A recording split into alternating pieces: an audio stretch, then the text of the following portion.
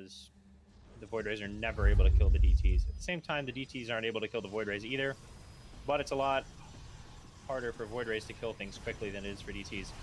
Now, the DTs are going to work, and they're right on top of the Stargates, which is Miss Uber XL's only means of detection. So if he kills these or depowers them, which he has done, there will be no detection anytime soon for Miss Uber XL. And that's 8 DTs starting to rip through the army of Mrs. Uber XL as well. Pone ripping through the army, going to get into the probes here soon. She's dropping a robotics facility, so, you know, potential there, but as soon as Pone sees that, he'll be able to target it down, and it's going to take quite a while for that to get done and get any sort of observers out. And I think this might just be a pretty straightforward, quick win for Pone. He seems to be setting somewhat of a precedent in his games of that sort. First game tends to just be a all-out cheese that wins pretty quickly. We'll see if he manages to switch up the script, though.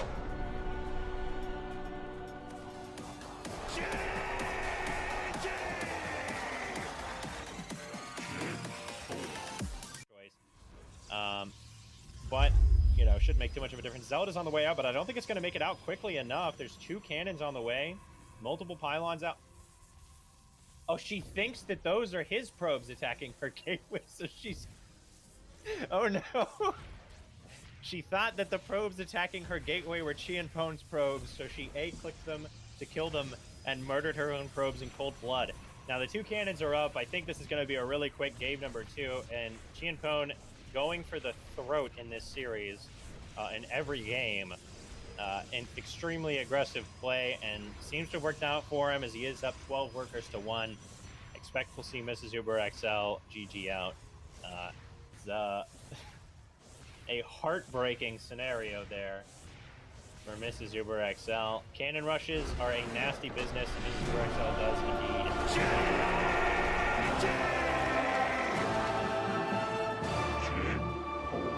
Base nonetheless, I believe, yep, was canceled. So that's pretty nice for Cyan. So the Immortals are starting to annihilate these roaches of Hyper Turtle. Yeah, and without speed, they're all gonna die if they try and burrow away like this. I mean, even without burrowing, I'm not sure if they can make it away. Does end up trading out for 1 or 2 more Adepts. Is the Benedict Arnold of the army notifying Hyper Turtle of Cyan's presence. Big Storm does come down. He does have detection, so we'll be able to move in on these lurkers potentially. Opts not to. There are 5 lurkers, which is a pretty strong number, especially on that choke trying to come down. Hyper Turtle trying to charge in, but he does not have burrow speed for the lurkers, so he's ended up losing this fight in a major way, and I think pushing up was a mistake here. Trying to defend his gold, I think, but did manage to kill the detection and all the chaos, it looks like. Vipers are out.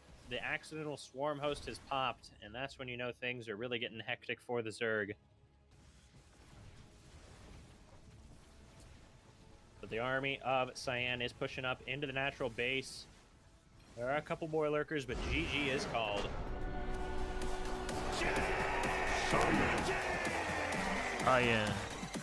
Cyan. The thing is here, Hyper Turtle does not have a significant army supply advantage, but he does have a lot of queens. So it's going to be hard to see exactly how this fight goes. The charge lots are going to be pretty good here, but Hyper Turtle actually has a very nice little choke setup for his units here. The Hyper Turtle hitting some good injects. Goodness. Transfuses thus far. The Queens are targeting down on the Void Rays and do manage to clean them up for the most part. And all the units of Cyan are falling. I think Hyper Turtle might be able to take this one with that epic choke point. And no shield battery in the main base, which I can't really blame Cyan for. Who makes those? Nobody. That's who. So it is going to go on to game 3. A good build out of Hyper Turtle, and GG is called.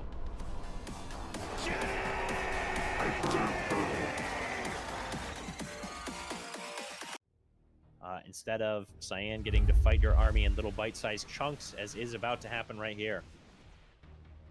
Hyper Turtle F2s and pulls everything back to his natural base. I think potentially sacking the third. Nope, he's going to go in now. He has a few Corruptors out, which are doing their best against the Colossi, but the Colossi are doing their best against the Roaches, and I think their best is slightly better than the Corruptor's best. as all the Corruptors are now gone. Colossi still up and shooting. Stalkers fighting Mutalisks. Mutalisks do have +1, which is nice, but now they're targeting the Colossi. Do manage to take out the Colossi for the most part, but they're going to lose their lives in return, and I think it's going to be Cyan with the 4-gate attack initially. Never mind, it was on full shields. I think that was an accident. You know what? Still good. I still like it. All right. Cyan warping in on the front lines. We'll be able to turn those High Templar into Archons, and GG is called.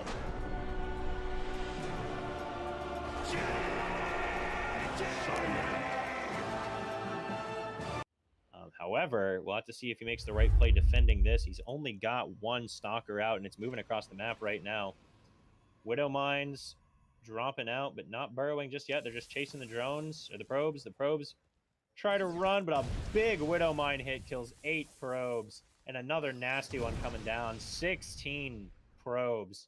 And this is what we were talking about earlier on in the series, is builds. Players start to develop builds at this level, and they start to do some work with them. Oh, man, all 4 DTs go down, and Frieden at 10 supply right now. KJ looking nasty in this game. Builds are the big thing. Once you get them fully ironed out at this level, you start to worry about scouting, but you can see the players really have a good plan going into the game. Their buildings come down at the right times, and their units start at the right times. But in this case, Frieden with some good scouting and good just awareness. This is something Frieden talked about, right? KJ knows the nuances of the game. Says, one base Protoss, DTs, GG. These ghosts have a little more energy, so they're actually going to be able to get the nukes off. Big O explosion may draw the attention, and there's a lot of probes on Frieden's 4th base. And big boom. Big boom, ladies and gentlemen. 24 probes coming down from that ghost. KJ, he's styling a little bit, dropping the nukes in the mid game. Another one coming down into the main base. How many probes will it be now? 32. 36. That's what I said the first time. Makes my heart break just thinking about it. Now 2-2 is finishing up for Frieden. 2-1 finishing up for KJ, who is dropping another nuke on the natural base. Frieden, at this level, it's really hard to be practiced against seeing where nukes are coming from. It's hard enough when you're a Grandmaster and, you know, have camera hotkeys to every base. Frieden getting a nuke on one of his full bases, though, where he's just starting building, so those will likely die to the nuke as well. This will be so painful. 19 more probes, 2 gateways, and a pylon fell in defense. And KJ even unsieging one of his tanks, so it's not shelling away during this fight. Storm's blanketing the army of the Protoss, but almost the army of the Terran, and GG is called.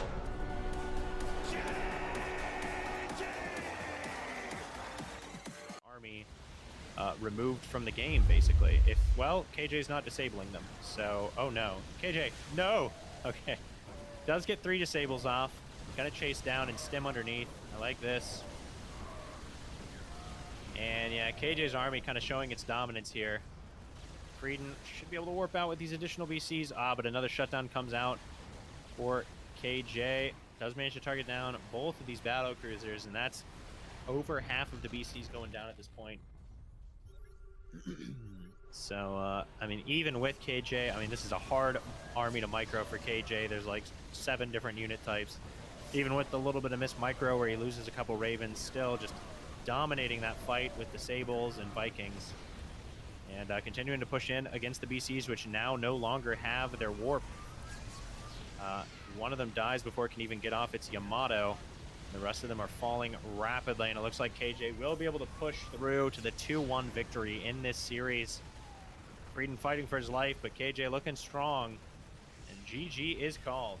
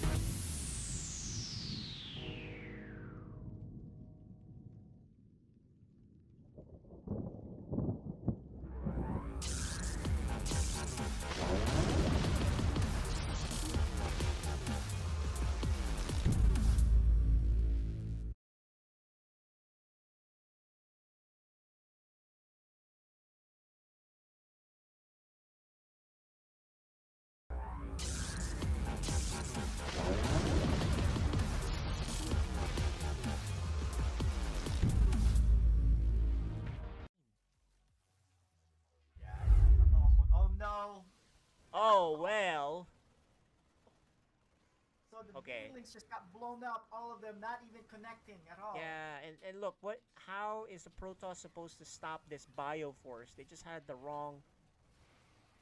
He has a lot of Void Rays, but this is mass Bio, man. Where is the Zerg? There's no Zerg, and this is what I'm telling you. All those wasted lings in the beginning means it's really just one guy. So he Scares scans are for running me. away. And where's he going? Oh, he's gonna take care of this. The Banelings are gonna do a nice job of this. Oh, he could have killed this planetary, but Planetary. what happened? Right. They do need to go together. This is a lot of carriers. There is 2 drops again. Maligan's gonna try a drop again. But 2 drops at this stage of the game is not that big. The mines are doing some friendly fire. Oh, and that's gonna do it. And the Banelings are here to help. And now you can't stay put. There's a planetary, but the Bane trade is really good actually.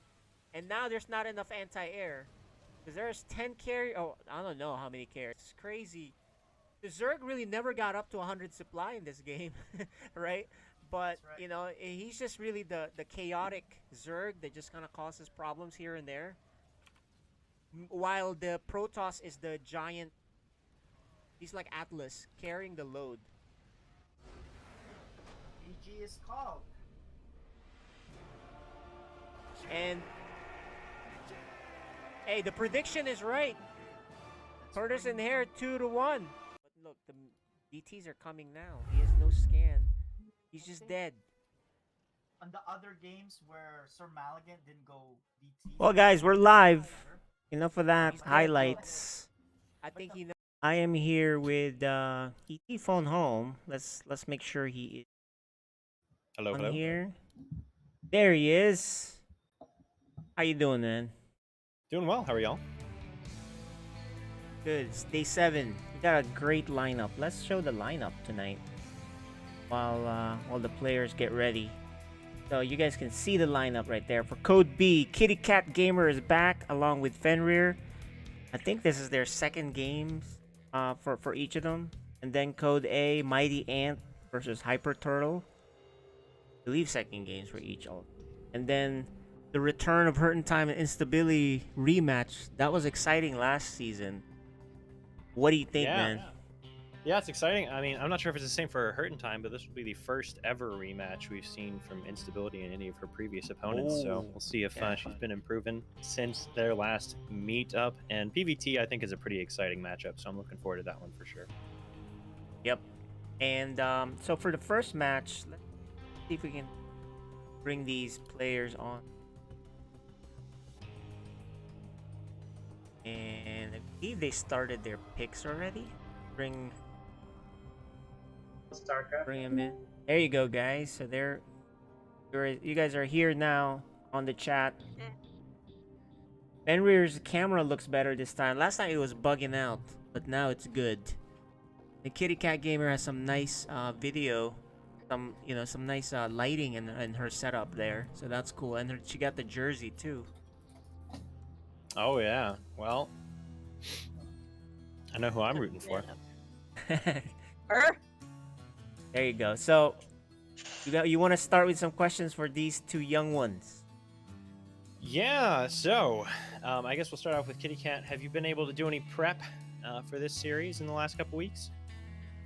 Yeah, I have been practicing a lot. Okay, awesome. All right, so you're feeling pretty good going into this matchup. How do you feel about playing against Terrans? Do you feel pretty good about that? No. Oh, okay. All right, well, hopefully it works out for you anyways. And Fenrir, let's check in with you. Have you been able to get a lot of practice in for this match? The last game of StarCraft I played was against Cloak, so no, nothing at all.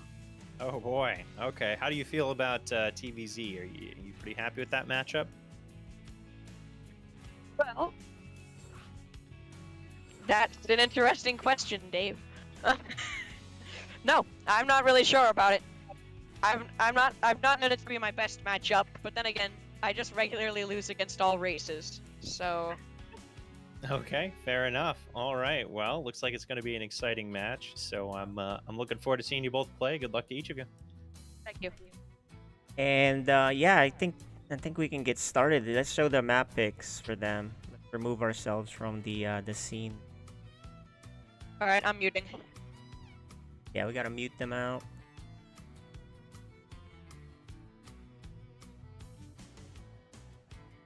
All right, so we got Curious Minds up first. That's an interesting first map pick. You don't see that one up first, at least, very often.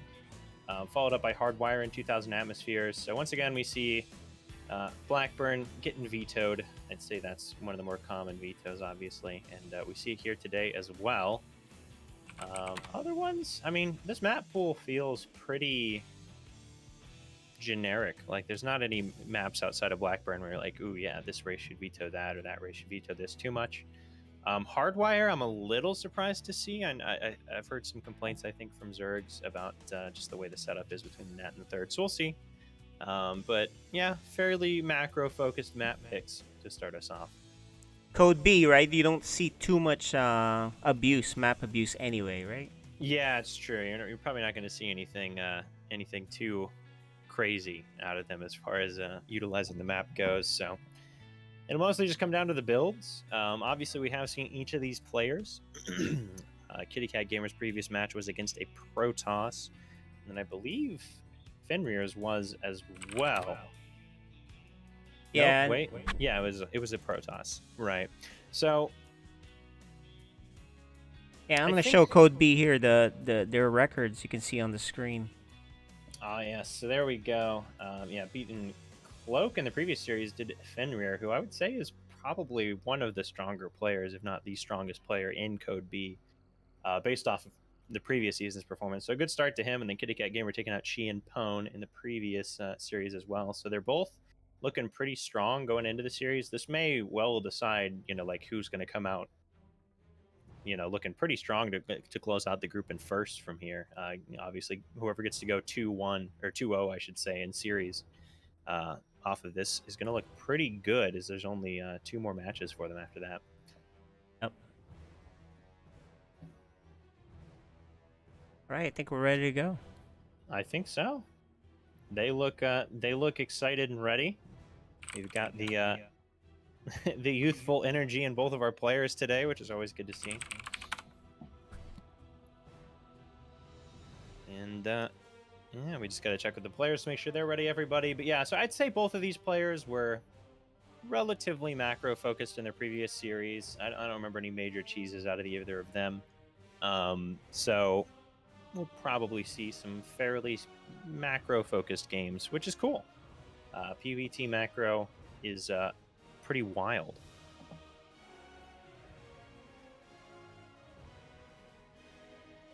As we're just waiting on Fenrir. Let me see.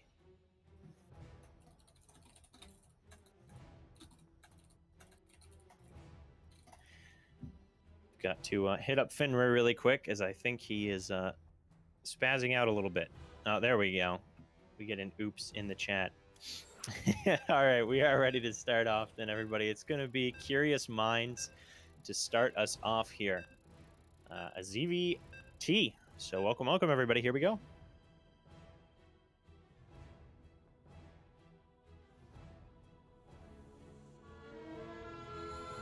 You are watching FSL Season 5.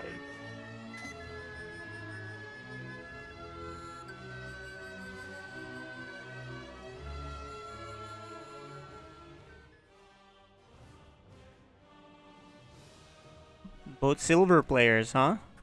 Yeah, we've got the Code B, everybody. Obviously, our lowest ranked division. This is bronze through gold. Both of these players relatively close. Really, all of the players. I mean, for how wide of a league range you have in this, all the players are relatively close in MMR, which is kind of nice. They're all more of that like mid silver. So you don't have like bronze players playing against like gold 2, gold 1, or anything like that, which is nice. But anyways, let's go ahead and get started off introducing our players. In the bottom right-hand side of the map, we got the purple Zerg player. She is Kitty Cat Gamer. And her opponent in the upper left-hand side of the map, he is green and he is Terran. He is Fenrir.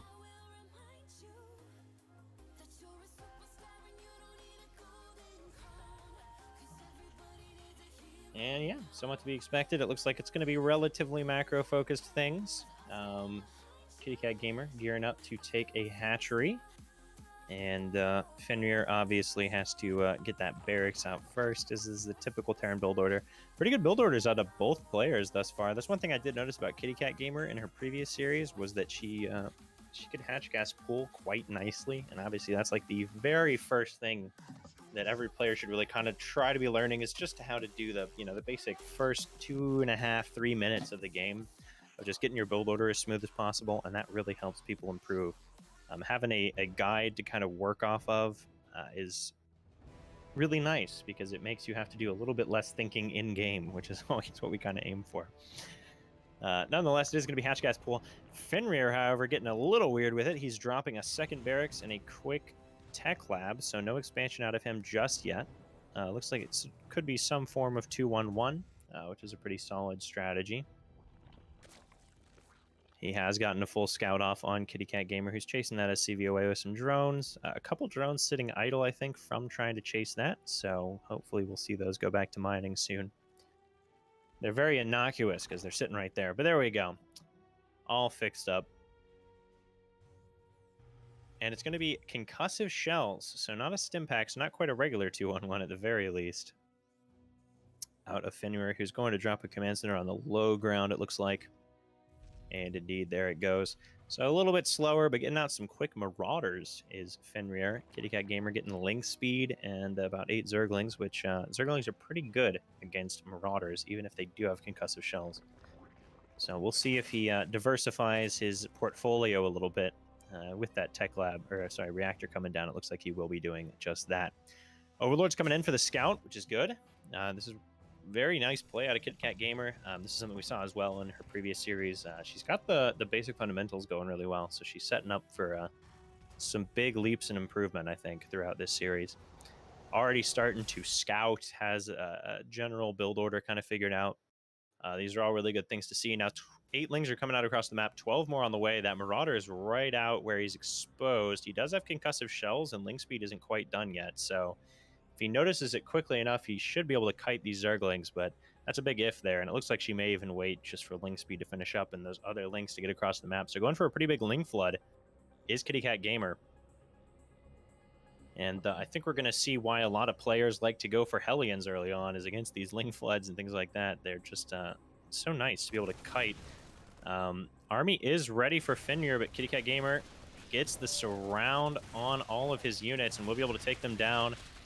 Not the best trades for Fenrir. Does raise his wall off, though, so shouldn't die here, but definitely does need to lift that command center, get it up to the high ground, and turn it into an orbital command as quickly as possible.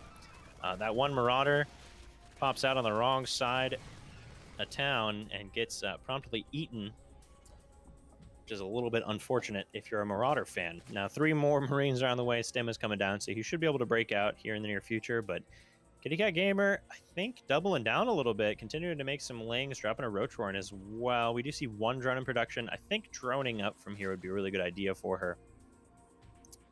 As you've got the Terran contained, it's going to take them a while to break out in this situation, so you can get a massive worker lead here, but she may just double down and go for more aggression at the same time. Looks like she may be doing that. So maybe playing into the image of her previous series a little bit, where she played very defensively the entire time and went for a pretty big macro Roach push. So playing into that image possibly and going for a little bit more of an aggressive style. And it seems to be working for her in this game. Fenrir has snuck a base out to the right side of his main. Actually flew it right past an Overlord, but I don't think the Overlord saw anything.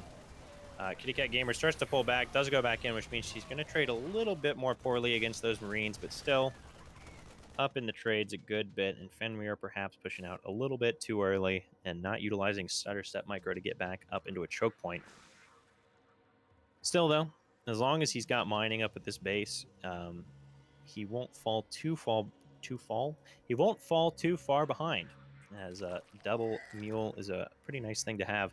Is also going for a 3rd command center, which is a good choice, I think. Getting that macro gear turning. Does need to start getting out some siege tanks in the near future. That's really what he'll be able to use to break out here. And with these roaches coming across the map for Kitty Cat Gamer, even just a couple siege tanks will make such a big difference. Now, combat shields, stim pack, and concussive shells are all completed for Fenrir at the moment. So he's got the wheelhouse of Terran bio upgrades. Also has +1 on the way and a second engineering bay. So definitely a very macro-focused build out of him here. Very cool to see. Not missing a beat, and he's actually floating another command center directly past the first one. So I think Kitty Cat Gamer is getting the picture now. He's like, where is that going? And is posturing to come in and attack that command center. Little does she know there's already a command center with a bunch of SCVs over here, but we'll find it now. Fenrir should be able to lift it up if he hurries. Does get the liftoff up, and will float back to the main base with that one while sending the other one out to another random base on the map. So a little bit of a funky start here. Fenrir trying to find some economy anywhere and everywhere. And Kitty Cat Gamer doing her best to deny it. I think if he just drop a bunker or two on his natural ramp, whenever that army moved to the third base, or natural base, I guess in this case, he might have been able to get that secured. But now there's a big army. He's only just now dropping the bunker. Doesn't have a siege tank down in the low ground yet. I believe he does have... Yeah, he does have a single tank, but only 5 Marines. So Kitty Cat Gamer, I think, may be able to just push in here and end the game, as Fenrir had some good ideas with the macro, has a lot of upgrades, but just doesn't have the units to kind of support that with. And that's somewhat essential in this scenario. He needs to lift those. Oh, no. And that, I think, will be game. The tank completely exposed to the Zerglings, and now with all those Roaches and Ravagers, there's nothing to be done if you are Fenrir. And once again, a good switch up from her previous series where she played mostly macro-focused. Kitty Cat Gamer going for a lot more aggression in this game, and it's working out for her in a big way. Will try to hold, does Fenrir. Does have a good amount of Marines popping out with those 3 barracks, but I'm just not sure it's going to be enough, and he's losing so many SCVs as well that even if he did manage to hold here, his economy would be so wrecked, and GG is called.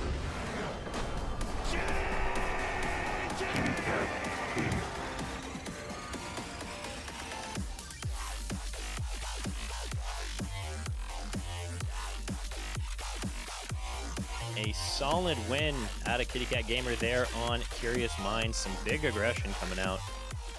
And yeah, I mean, just not really much scouting coming out of Akurdo there, or Fenrir, as he's otherwise known. And comes back to bite him a little bit.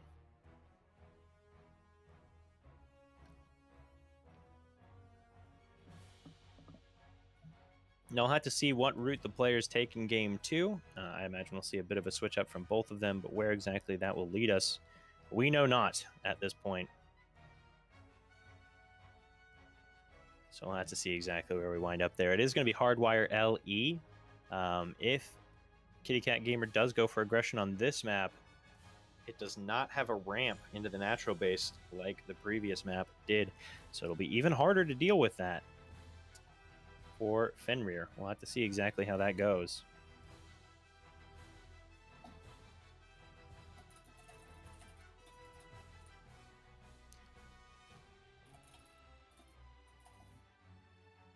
All right. I'm just getting the players into the lobby, and then we'll be able to start any moment now.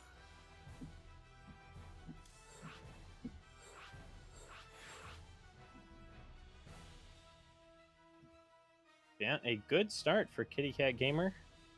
Might be able to close things out in game number 2. We'll have to see, as it looks like we are ready to load into game. Just need to get it started. And as we do see Fenrir's camera glitching out a little bit, but that's okay. We know what he looks like at this point.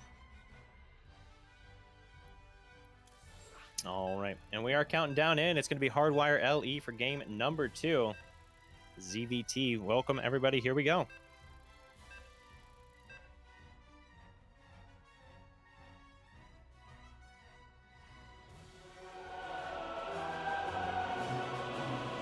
You are watching FSL Season 5.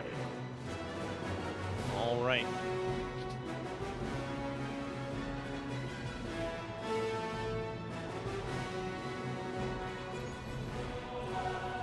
Welcome, welcome. We are in. It's Hardwire LE. And in the upper right-hand side, she's up 1-0 at the moment. She is. Kitty Cat Gamer. And her opponent in the bottom left had a whole lot of macro, but not that many units. He is Fenrir. And I think that's what we really saw in the previous game, is Fenrir hit just about every part of the macro cycle. Upgrades, economy, all of that. The one thing he was missing was units, as he had +1/+1 already coming down, but only 5 Marines and a siege tank. Definitely want a few more units to utilize those upgrades. But it's hard, especially whenever you get thrown off your game like that with an aggressive attack from a player you probably viewed as a macro player. It's going to throw you off a little bit. So we'll see if he makes any adjustments in this game, as it looks like he is going out for a scout. And Kitty Cat Gamer looking to take her natural base at the same time.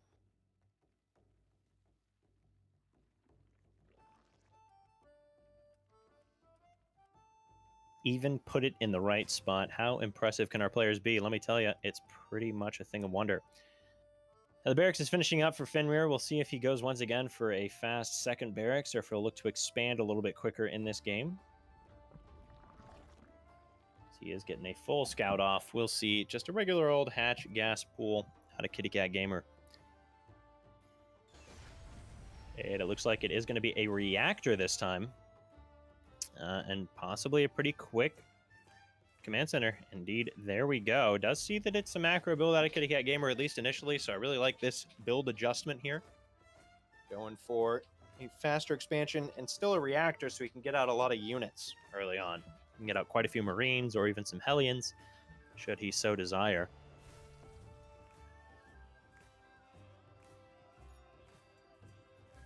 Looks like he is starting double engineering bay. So you're going to be getting those early upgrades. 6 lings are on the way for Kitty Cat Gamer, making her queens as well. We'll see ling speed coming down soon at the same time, I am sure. We'll see if she opts for another ling flood. She's making quite a few zerglings at this point. We'll see if she makes quite as many as she made in the previous game. In this case, Fenrir does have his command center on the low ground already, so a little bit more exposed, especially because he's about to get supply blocked. I guess he can utilize his command center, so won't get too supply blocked, but still a little bit. Has double engineering bay, but no upgrades on the way, and a factory coming down as well. Luckily, I think Kitty Cat Gamer isn't going to do as big of a ling flood, even if she does do any sort of a ling flood, and he is making a bunker, so that'll help against that as well. So looking a little bit better here. In game number 2 is Fenrir. He's got his second orbital command finishing up shortly. He's got Marines on the way. Kitty Cat Gamer, in the meantime, hasn't taken a third base yet, but does have ling speed started now. And does have some lings on the other side of the map. Without ling speed, she might just try and run by. She will make it by. Oh, but Fenrir actually going up to build a supply depot on the high ground is pretty nice. Trading out 10 lings for 2 Marines is not the best, but not the end of the world either.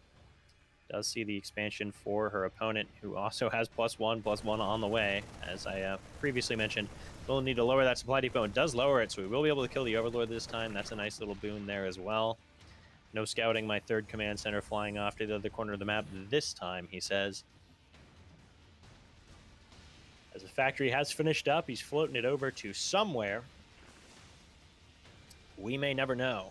Okay, just floating it down there. Gonna get a tech lab so that he can get some siege tanks out, I'm sure. Should definitely be dropping some mules here in the near future. Roach Warren on the way for Kitty Cat Gamer, so I think she's gonna go for another big 2-base attack. Although now a lair, so maybe not. But with the amount of overlords that came down in this relatively quick Roach Warren, only 23 workers, I have to imagine it's gonna be a bit of an attack here. However, there is a bunker on the other side of the map this game. Going to be another bunker and a supply depot wall and tanks on the way. So Curdo spending his money pretty well. He's going to have +1/+1 on his Marines for this fight as well, which is not to be discounted. I think we're going to see an armory coming down so we can get a crisp +2/+2 at 7 minutes timing coming. Or 8 minutes, somewhere in that range. Anyways, Kitty Cat Gamer is actually droning up and taking a third base now. Does not have any roaches out, so not going to go for an attack after all. Just going to get roach speed, I'd imagine, with that lair, and perhaps go for a more delayed attack.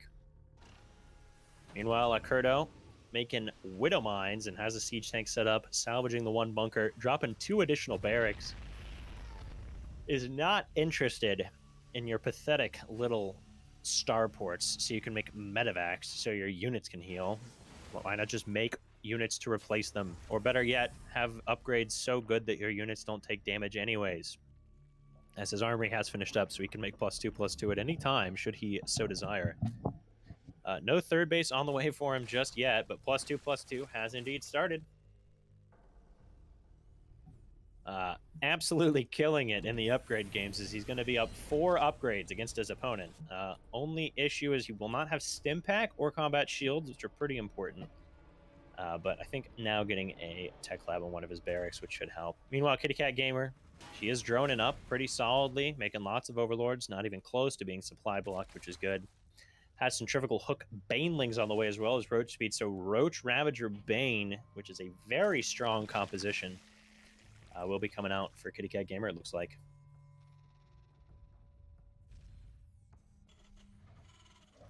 Third base coming down for Fenrir. Combat shields on the way. So these are going to be some of the beefiest Marines you've ever seen this early on in the game. As it's going to be +2/+2 at sub 8-9 minutes, somewhere in there. It's going to be a pretty crisp timing. Anyways, we got more drones coming down for Kitty Cat Gamer, who does have a pretty significant supply lead, as Arcurdo is not continuing to make tanks or Widow Mines, which are really needed against roach-based compositions. You need that splash damage from the tanks. However, he is adding on Marauders, which are good against roaches. And he's going to have some good upgrades. We'll just have to see how the splits against the Banelings go.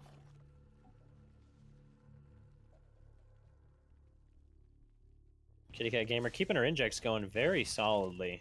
Good to see. Additional tanks now on the way. Starport finally dropping down for Curdo. And +2/+2 going to be done, yeah, right around 8 minutes into the game, which is pretty solid. Good positioning on his tank as well, putting it up on the high ground to defend his natural. However, no attack coming in just yet. Stim is on the way now, and more roaches being made. So maybe more of just a Roach Ravager attack with a few Banelings. We'll see if she starts adding on more Lings here in the near future, as she has 178 supply available, so she's going to be able to make a rather large army in the near future here. Meanwhile, Curdo now has +2/+2, and he is ravenous, waiting to start +3/+3. He already had those engineering base selected. Didn't wind up making it because he didn't have enough money at the time. But we'll see if that winds up coming down in the near future anyways. Decent amount of money floating for Kitty Cat Gamer. It's hard without macro hatches to make a lot of Zerglings without doing that, so it's not particularly shocking. Just means she has a powerful economy. Once she morphs a lot of Banelings, that'll help even that out.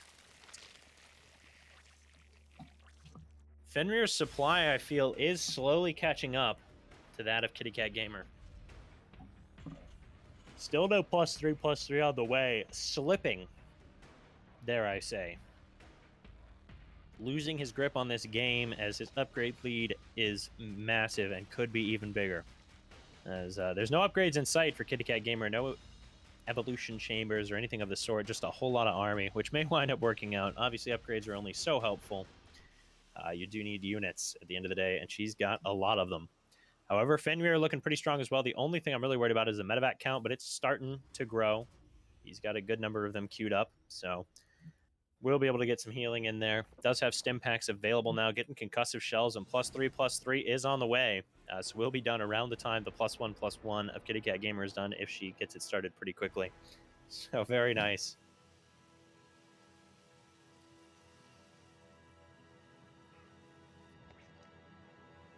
Fenrir doing an excellent job of spending every penny he's got, I will say. Kitty Cat Gamer is doing quite well in the early stages of the game. It gets a little bit harder as your economy gets roaring and booming, especially with those Lings like I'd mentioned. And just a lot of Marines and medevacs on the way, a lot of Roaches and some Banelings on the way on the other side of the map. And obviously, in ZVT, the onus initially for Micro is much more on the Terran than it is on the Zerg, if you're doing Banelings versus Bio. Because if you just both A move and no stimming is done, or even if you just stim but you don't do anything else, you're really and a big doom drop potentially coming out for Curdo here. But anyways, if you just A move into each other, which oh my gosh, he might get A moved into while half of his army is in medevacs. This could go very poorly for Fenrir as Kitty Cat Gamer moving out across the map. Okay, it does drop some of them out and is sending a double drop across the map. Finally getting active are our players in this game. But anyways, as I was saying, if they both just A move at each other, even if the Terran stems, the Banelings are just going to annihilate everything. So you really need to have some Micro as the Terran here. A lot of Mutalisks, but Mutalisks are not good at frontal engagements. They're only really good at backstabbing. And this is something you see a lot at this level is people who make Mutalisks and then just A-move them in with their army. And a lot of times it winds up backfiring. However, she does have a big army supply lead, so it might not end up mattering at the end of the day. Mutalisks are coming back over now. Base will go down for Alcurdo, who's loading up. Will he run away? Faster! He's trying to make it out, but those Mutalisks will be able to chase those drops down. Needs to drop the Marines out of him, but will not be able to. And that's 20 supply done and gone for Alcurdo. These Mutalisks will also find this base on the left side, I think, just barely. All right, it's already floating back to home. So Alcurdo knows the army he's up against now. Does have a lot of Marines behind his wall. He's really just hoping for Kitty Cat Gamer to just crash into his wall and so he can be fully sieged up. And it looks like she may be doing exactly that. Big Widow meme hit on the front. The Banelings all get soaked up by the Marauders. I'm not sure if that positioning of the Marauders on the front was on purpose or not, but Alcurdo annihilating this fight with +3/+3 upgrades versus 0/0. Oh my gosh. That's not a fight you're going to see very often. +3/+3 Bio versus unupgraded Roach Ravager Bane Mutalisk. But he does crush it. I don't know how much of that was due to the upgrades or not. But it's I mean, it's a significant thing. It's no joke. Moving across the map now is Fenrir, who is up 20 supply, a lot of which is an army. And the upgrade's just now starting up for Kitty Cat Gamer. She has a lot of Zerglings, but nothing else at the moment. Needs to morph in some Banelings. Does have a sizable bank, so can make units, but can she make good enough units? As, again, 0/0 Zerglings versus 3/3 Marines is disgusting. It's not something that's ever really supposed to happen. And the only reason it's happened in this game is because Kitty Cat Gamer forgot her upgrades for a little while, and Fenrir made upgrades his #1 goal in life. This is not something you see very often, but it is so lopsided, it ain't even fair. Now, Banelings do even it out, just because Banelings deal so much damage that armor doesn't affect things that much, but she only has 4 Banelings at the moment. Fenrir stimming in, A-moving, will he... Oh, he's trying to micro, but loses a lot of bio. I'm not sure it's going to matter, as the Mutalisks are getting torn up by that +2 Thor as well, and the Marauders just don't take any damage from Zerglings. I may be wrong about this, but just for reference, I'm going to pretend this is true. I'm pretty sure that Zerglings deal 5 damage at base, and Marauders have a base of 1 armor. So 3/3, Zerglings are dealing 1 damage per attack to Marauders. Now, someone can fact check me on that if they want to, but I'm pretty sure it's true. So it's literally like if you had as many Zerglings surrounding the Marauder as possible, I'm pretty sure the medevac out heals it anyways.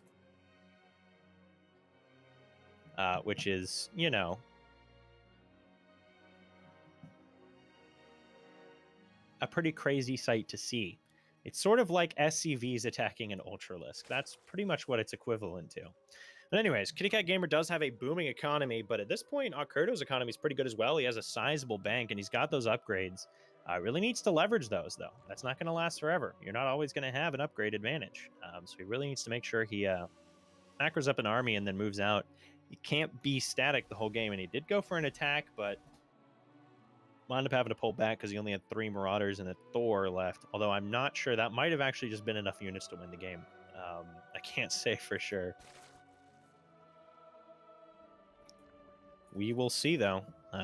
Both players macroing up now. More Mutalisks on the way. +1 armor for the Mutalisks, which will help against the Thors, but Only a little bit. +2 armor on the way for the Thors, speaking of, as he's getting a second armory up. 4th base now down. So many mules dropping. And the economy for Curdo, 3,600 minerals a minute against only 2,500 for Kitty Cat Gamer. However, only on 6 gases at the moment, 2 of which aren't even fully mining, but this attack is very ill-fated. You could take half of Curdo's army out of the picture and he'd still win this fight handedly. So we'll see if Kitty Cat Gamer winds up going in. She shouldn't. She really shouldn't. This is not going to be a pretty fight if she does. She could maybe get some damage done on the base on the right, but I don't think she even knows it's there. Now she may, though. Oh no, I don't think the army saw those SCVs or vice versa. It does go in for the base though. He's trying to target the base down and then get out, and Curdo's reaction time is not there. He also moved to the wrong base. Okay, he's just completely sacking that base. Forget about it, he says, as he watches the Zerglings ravage his command center. I think Curdo thinks he's in a worse spot than he is, because at this level, it's much harder to visualize upgrades. So you look at the armies and you're like, well, they're about the same size blob. So I think I gotta pull my workers here. What you don't realize is that your blob has twice the upgrades their blob does, and that kind of changes the math a little bit. Nonetheless, I think that may have triggered Curdo to just go, okay, well, I guess I'm going to move across the map. And if he does do that, that will be game, I think, as even cleaning up more of Kitty Cat Gamer's army here on this side of the map. +1/+1 is finished for Kitty Cat Gamer. Does even have +2 melee, but I think it's too little too late. Curdo trading disgustingly effective here. Almost 4 times the efficiency at 22,000 resources lost to 6,500. And up 70 supply is now moving in, and I think it's going to be game here in game number 2. With some smoking fast upgrades out of Curdo. That wound up paying off in spades. He is pushing into the natural base of Kitty Cat Gamer. I imagine we'll see a GG here fairly soon. It's 3-3 on the way, but GG's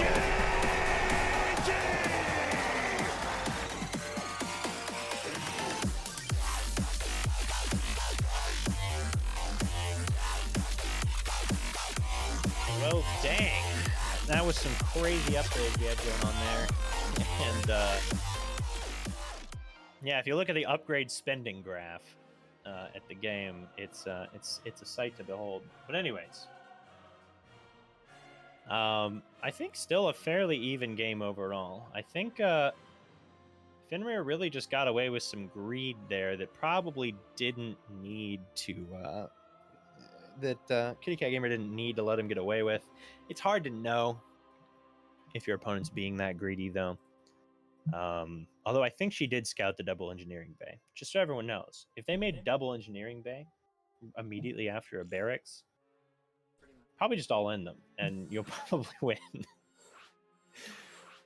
He's getting coaching right now from Cyan. One of the things I would advise to Kitty Cat Gamer is what? More Banelings, right? Yeah, more Banelings. Upgrades, though, are a big thing. And then also, I probably, if she just scouts around and sees his third base there rather than immediately going for the natural base, then she kills that base. Because one of the big reasons Fenrir took that fight so well is because she crashed through the Banelings, through the depots, directly where the Marauders were. Which is basically the ideal scenario for Fenrir. Banelings having to go through supply depots and then +3 Marauders just to get to his Marines. And so almost, I don't think the Banelings killed any Marauders. One of them got down to very red HP, but that was basically it. So you know, she could probably just make all Banelings and just all Lings. All her gas goes into that and just goes kaboom, right?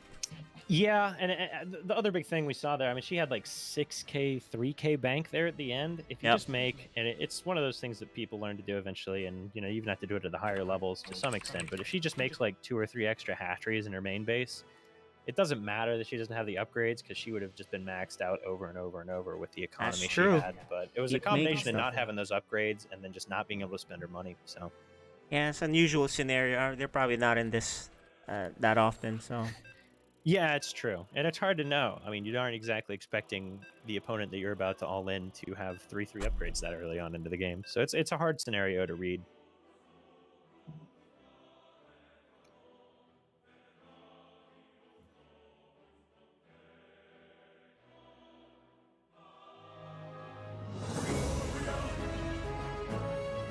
Well, we're going to game 3, guys. You are watching FSL Season Yes, 5. indeed. Sorry, I thought we were doing the intro. My bad. All right. In the upper right-hand side of the map, tied 1-1 in the purple, she is.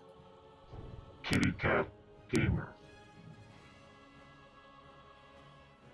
And in the lower left-hand side of the map, he tied the series up in the previous game. In the green, he is. Fenrir.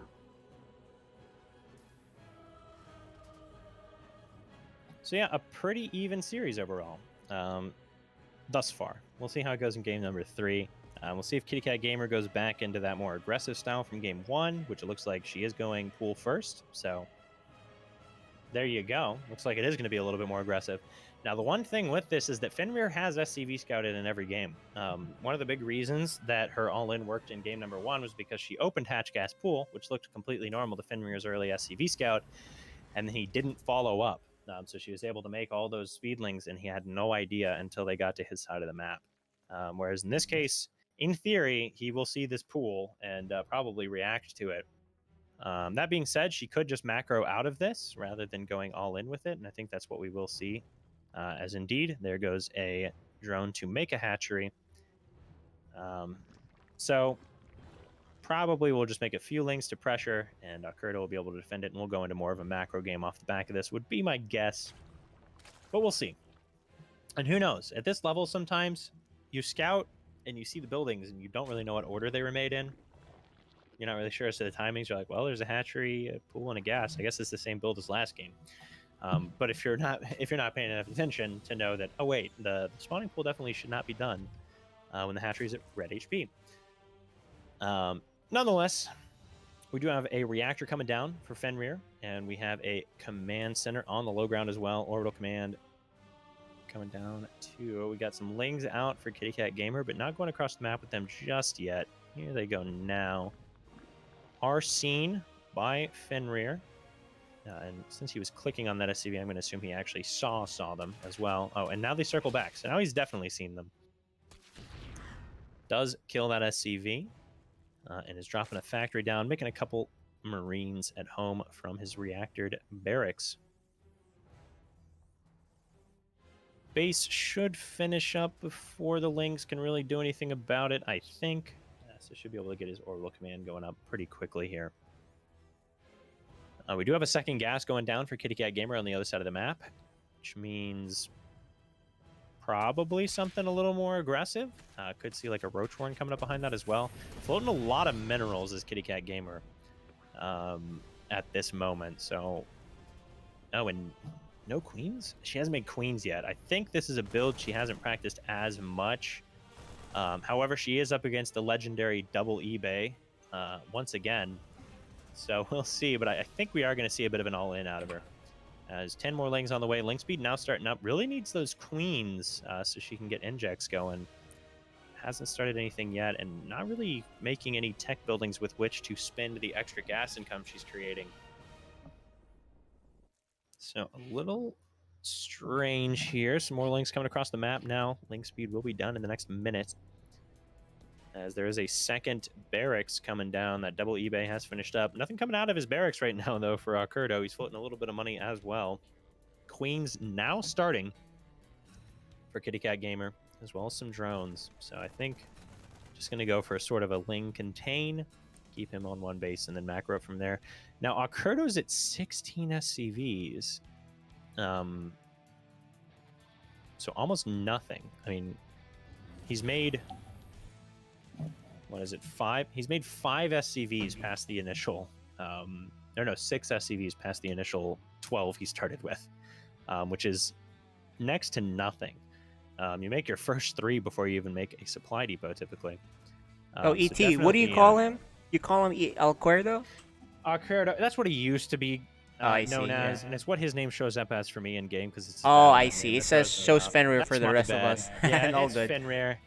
Yeah, it shows up for me. You know how your BattleNet Yep. username shows up? Yeah, Mhm. it's so annoying.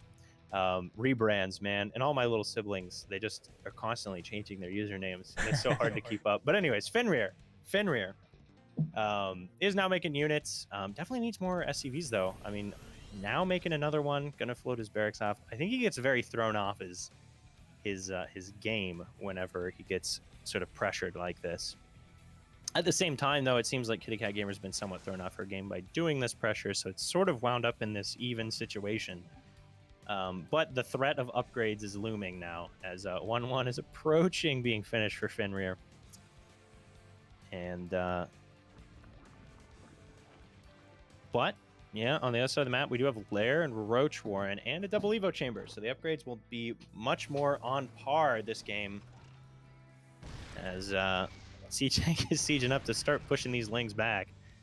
Give me my base back, he says, as his command center has floated over to hide on the other side of the map, but hasn't landed yet, I don't think. So needs to get that down in the near future. There we go. And likely will morph that into an orbital in the near future so we can get that mule mining up and going. Combat Shields is on the way. No +1/+1 yet for Kitty Cat Gamer, who still only 24 workers, so it's a very low economy game on both sides at this point. As Akurdo has a lot of production. If he had a full 2 base saturation and making a planetary at his new natural. So learning from game 1, where the army did find his orbital command and shut down his economy, now making it into an orbital to be able to defend a little bit better. However, this time around, there are a lot more Marines, but Roach is on the way. I think we are going to see another attack out of Kitty Cat Gamer saying, you know what, the macro thing didn't work out quite as much in the previous game. So I'm going to go aggressive, and I like the choice. I think could definitely use some Roach speed, but a strong attack gearing up nonetheless. Planetary Fortress is now done. Lots of Marines out. Marauders now coming out with concussive shells as well, and a tank, though that tank is very exposed to corrosive biles.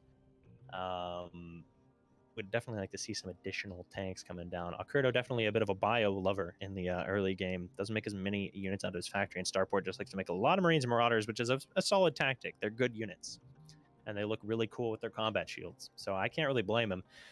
Now, Kitty Cat Gamer is now expanding and going into a Hydra Den and a Spire, so perhaps second-guessing the all-in a little bit. I think this may actually work out for her, as Akurdo, I think, is playing a little bit scared here, very hesitant to make workers, and so she'll be able to get a big economy lead here. Definitely doesn't need to be able to spend it, obviously, but Hydralisks are a much easier spending item than Zerglings are. Zerglings are so much cheaper per larva that it's way harder to spend them, so they wind up working out here for her if she does opt to go for those. Now, Akurdo does have +1/+1 now finishing up for Kitty Cat Gamer as well, but no armor upgrade for her. Just now starting. Armor is more important, generally speaking, against bio for the Zerg than the attack upgrades are, just because Marines attack so rapidly that every point of damage that you can reduce from each one of those attacks is very useful. Continuing to macro up is Kitty Cat Gamer. She's got a lot of drones now, and I think starting to pull a little bit away from Akurdo in this third game, who's very hesitant to push down. Is going to be counter dropping now, it looks like. Loading Marines one at a time into his medevac, and will send out a single medevac of Marines to try and get some counter damage done. No stim pack just yet, and no armory for +2/+2. More medevacs on the way, however, and stim pack getting close to halfway done. Definitely needs to continue making SCVs, though, at that expansion, as he's fallen very far behind in the economy, now at under half the workers of his opponent, while only losing 2 workers, which is not something you see all too often. Now, Kitty Cat Gamer is moving out to take a 4th base. As far as Akurdo knows, though, this could only be her 3rd base, so we'll see if he opts to drop here or to go for drones. Looks like he will indeed drop right there. Will cause Kitty Cat Gamer's army to pull back here soon, I'm sure. Will she cancel the hatchery, though? That's 300 minerals gone, as she does not cancel it. Getting a sensor tower is Kurdo. Wants to know what's going on. And no, he will. He does come in for a drop, but the army of Kitty Cat Gamer is there to block it. She's up 30 supply at this point, which is a significant lead. Army is relatively even in supply. 9 Mutalisks on the way. And I think Kitty Cat Gamer should not attack up the ramp, but definitely could contain Fenrir for the rest of his existence. So he is now pushing down to try and take a third base at his natural. Definitely needs more tanks, though, to kind of anchor this army, although there are no Banelings. Banelings are a big part of dealing with Bio. You can do it with Roach Hydra, but it's a little bit harder. However, without a healthy tank count, probably can pull it off, I would say. I'm going to go ahead and go with probably on that one. Getting building armor and high-sec auto-tracking is Fenrir.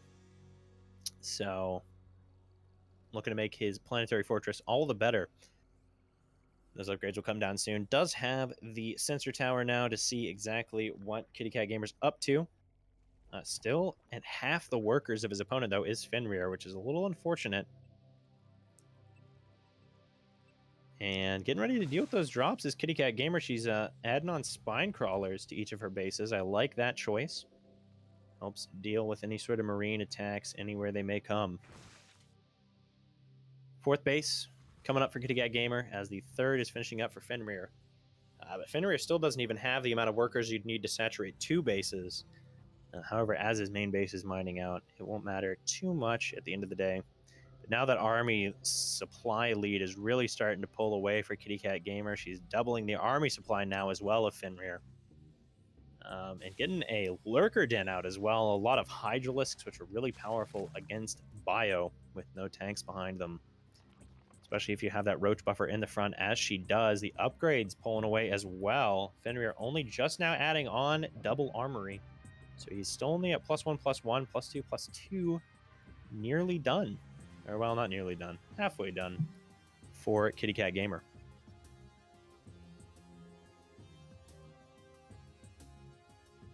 A lot of drones for Kitty Cat Gamer, looking very good on the macro in this game overall. Definitely pulling away there and spending all of her money. As we'd mentioned, it's a little bit easier to do if you're not doing a Zergling-based composition, which indeed she's not. So I think that's a good choice. I think at these levels, Roach Hydra is just so much easier to make and macro that it's better to just go for that usually. And indeed, she is going for that. Thor's now being made for Fenrir, as he is adding on +1, +1.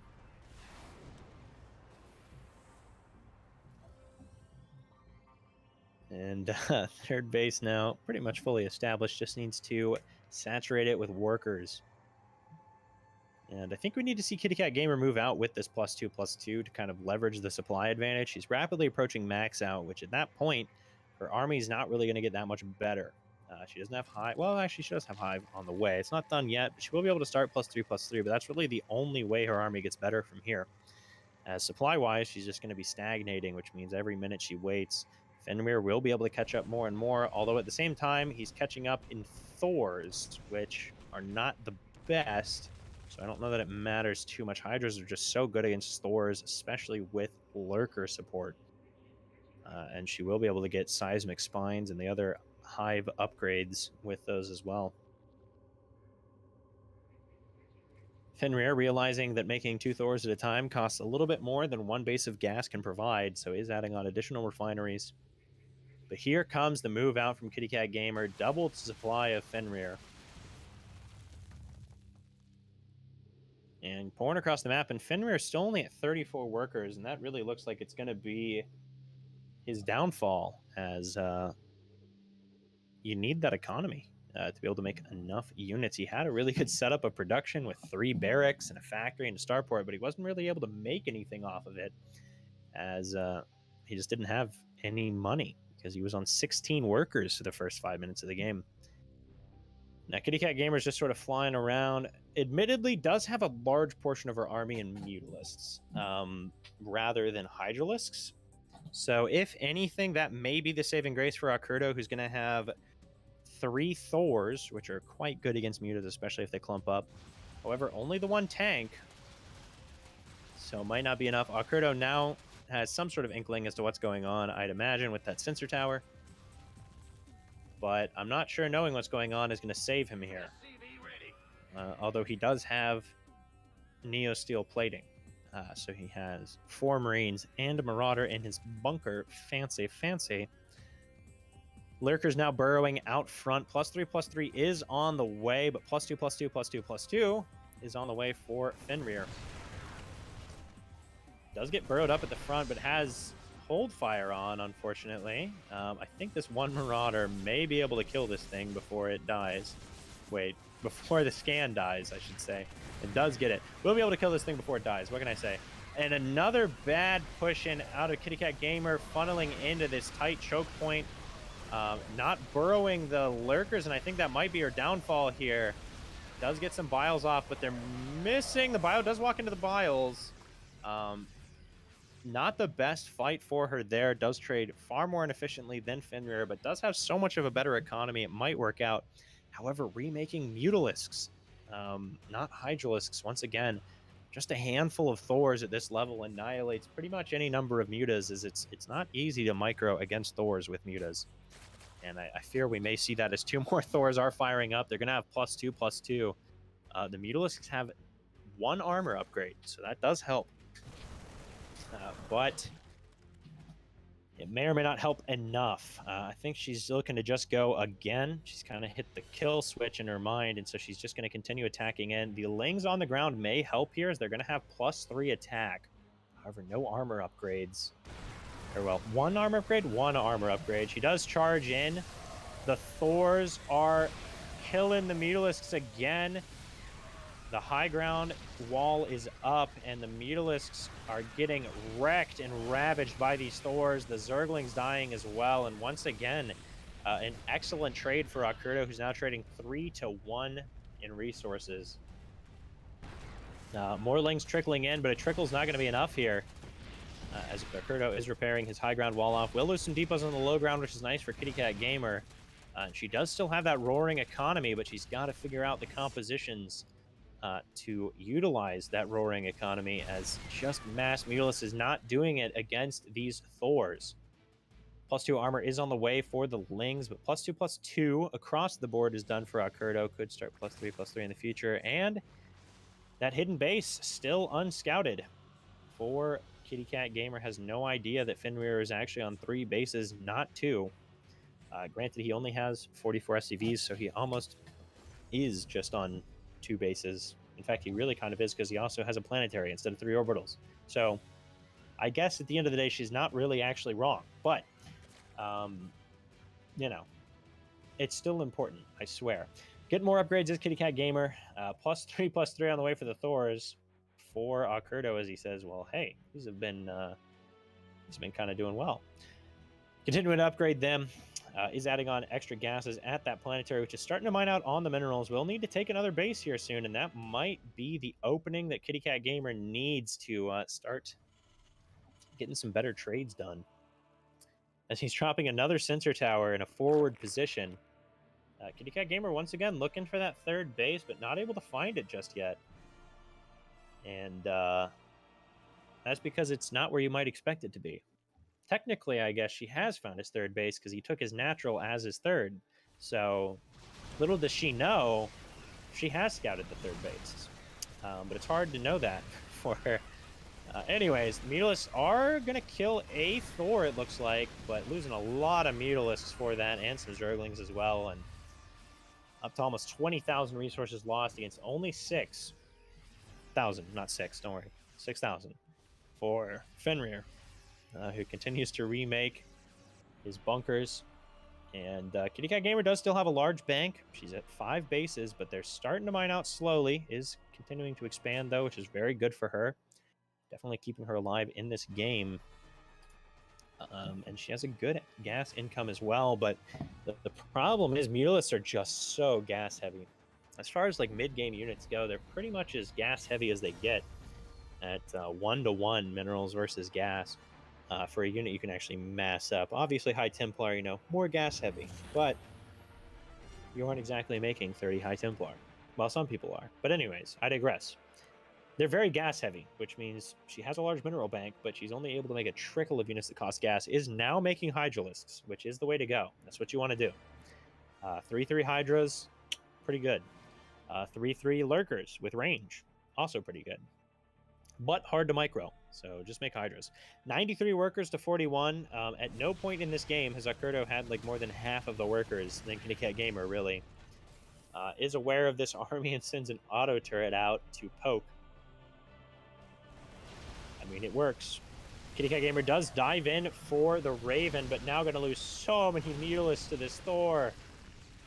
And the Hydra's going to get taken down by these Marines as well, I believe. +3/+3 going to be done up for Fenrir soon, which means upgrade is going to be all tied up.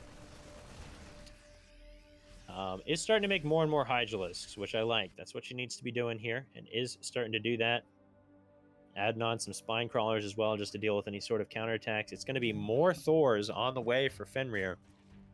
And a lot of bio who desperately needs to wait, I guess he doesn't desperately need to expand. He just desperately needs to have workers on his mineral patches. As we can see in the natural base here, it's 2 out of 16. And only just now, it was actually 0 out of 16 just a moment before that. So definitely need to see some more workers. He is making some now. But still, another base would be nice here, as obviously that planetary cannot lift up and move elsewhere.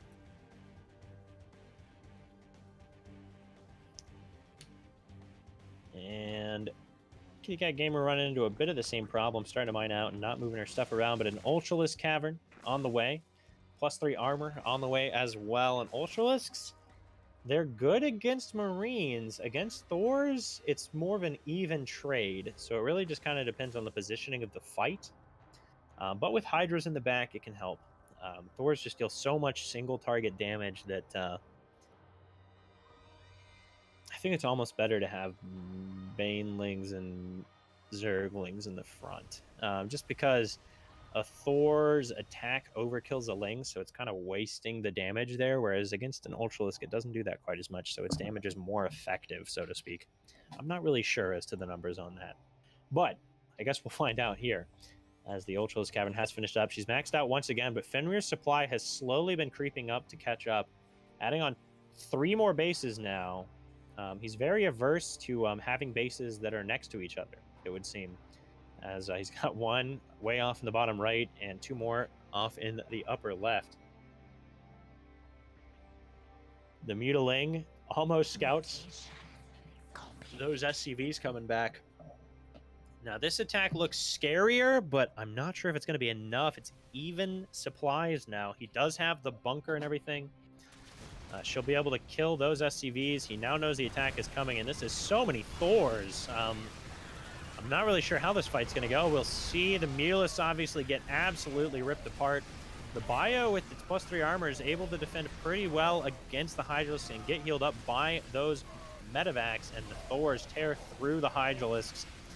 And another unfortunate fight for Kitty Cat Gamer, who is now 32,000 resources against 8,000 resources lost, which is obviously 4. She's basically lost 4 units for every 1 unit, equivalent unit, that Fenrir has lost at this point. And now that Fenrir is starting to get his economy fixed up a little bit, this becomes worse and worse for Kitty Cat Gamer. Before, whenever you're that far up in economy, it doesn't matter as much, but Fenrir has snuck up. Fenrir has not only taken 1 hidden base, he's taken 4 of them, which is not something that happens all too often. Most of the time, a hidden base you might get away with. 4 hidden bases, it's a little bit tougher.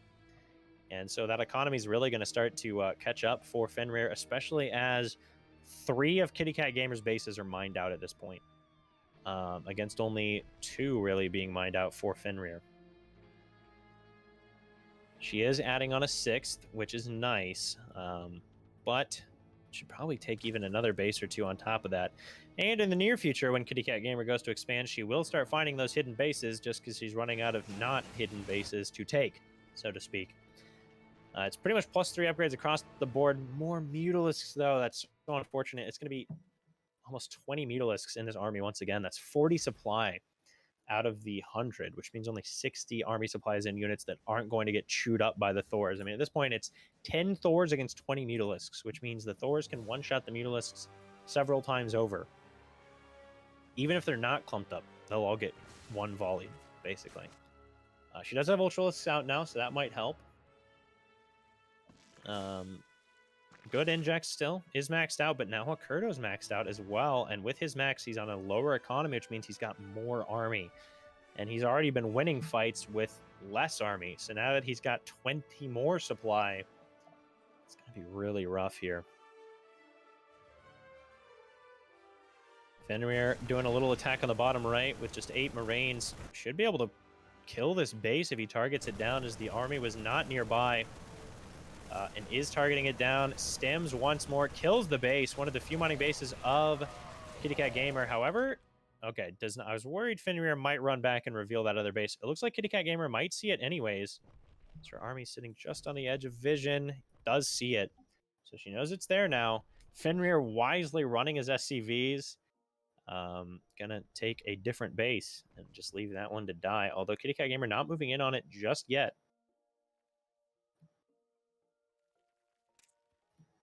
And once again, Kitty Cat Gamer losing one of her only mining bases. I mean, Fenrir has only done like 2 counterattacks in this entire game, but they've both gotten a lot of damage done. Each killed an entire base and heavily denied the economy of Kitty Cat Gamer. Does send his SCVs to the top left of the map. Kitty Cat Gamer retaking a couple different bases and does kill that planetary now, but the SCVs were able to evacuate. And we're now up to 10 Thors, soon to be 12, with 40 Marines. And once again, coming into this choke point is Kitty Cat Gamer and Fenrir just sitting at home. And let me tell you, I would be frustrated here. There's fewer things more annoying as a Zerg player than a Terran who has never left their natural base with their army. And you're just like, please, I've thrown everything at you. Just leave your base. And they just like, no, I think you can attack me for the 7th time in a row into a choke point where I'm all set up and ready to go. And you're like, my gosh, man. But now Fenrir, he's maxed out. He's like, well, I can't make any more units. He's going through his like little pre-flight checklist. He's like, I've made all my units. I can't make any other upgrades. I've hidden 4 bases. That's my limit. And I think I gotta go. And now here we go. He's moving out. The army for Kitty Cat Gamer is coming over, but with those Thors on the front and the Marines behind, I'm not sure this is gonna go very well. Big fight coming in. Mulists get annihilated immediately, and the Lings just can't find surface area against these Thors and Marines and just get killed so hard. And such an unfortunate game for Kitty Cat Gamer. Just trying to break in that front door of Fenrir and unable to find an opening.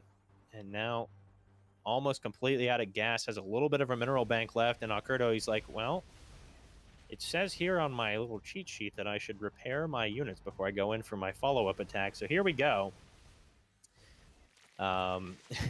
Drops in some mules, getting the repairs off, and up 50 army supply at this point. And has 2 completely fresh bases, basically. And I think we'll be able to push in here soon. Come on, you can do it. Go, attack. He does not. He just waits. Kitty Cat Gamer still has a chance here. She is maxed out, but it's on almost purely Roach Ling, which is not great against Thor Marine. She really had a lot of the right ideas. It's just hard to execute in this scenario against this style. But had the right idea of trying to get those lurkers out originally, but they're just so hard to micro that didn't have any luck with them. Is going to counterattack now, which is something definitely like to see. I think this is the right choice. Is pulling the army back of Hakurdo, though. If she loses this army, I don't think she's going to be able to remax again. And 4 Thors being caught by roaches, or is it the other way around? No, okay, they're being caught. Is trying to run away, does decide to fight. So a good trade there for Kitty Cat Gamer. Does find a few misrallied Thors, but now this fight is the big one coming in. And kind of clumping up his Kitty Cat Gamer. Big biles, but I don't think it's going to be enough as the army of the Terran rips and tears through the Zerg force. And will he move in this time? Probably not. He'll probably remax again. We'll see.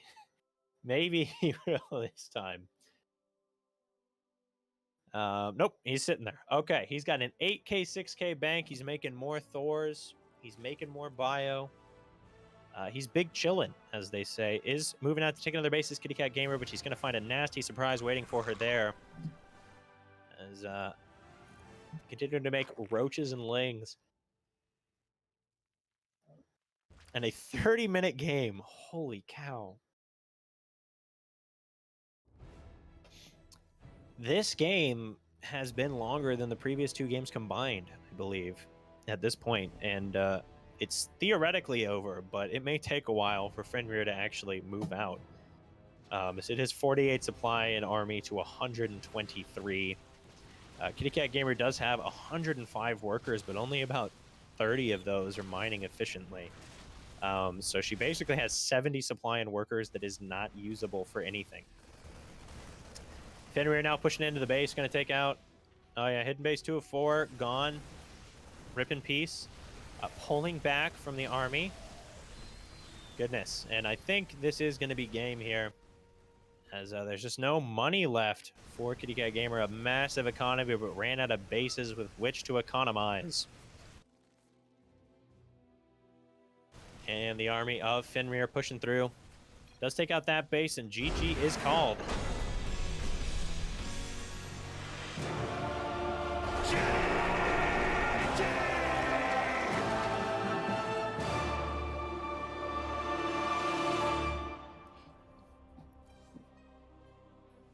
Comeback of the century for Fenrir there, as Kitty Cat Gamer unfortunately not able to close it out with that darn heckin' natural. All right, let's bring him in. Let's chat with the players. I didn't even lose. Where's the Marines? Well. All right, guys. Welcome back. Wow. Should we start with Fenrir? Let's start with Fenrir. Yeah. Or what? Let's start with Fenrir. Yeah. So Fenrir, good games. How you feeling after that series? Pretty good, I'd imagine. Did it go about how you were expecting, or did you have to make some on-the-fly adjustments? She caught me by surprise, beating me so easily. Like, yikes. What was it, the first game? I can't even remember the game order at this point. That was so hectic a game. I was really scared. Every time she moved a unit mass into my sensor towers, my heart would like stop beating for 5 seconds. So I'm like, that's so many units. So many units, how am I gonna beat that? Goodness, yeah, well, you might want to get yourself checked for heart palpitations at that point. Yeah, so game 1, obviously, she, I'd say did a good job of playing against her image, and we'll talk to her a bit more later about that, you know, switching it up from the macro plays we saw in her previous series and caught you off guard there. Did you prepare at all, like watching her previous series, to kind of get an idea of whether she played macro or aggressively? It looked like she usually played like macro, but she did do big attacks and stuff, and she did lots of roaches. I noticed that in her previous games, so that's why I got the Marauders. Right, yeah. So that switch up in game 1, catching you off guard, expecting her to maybe not do quite such an early attack.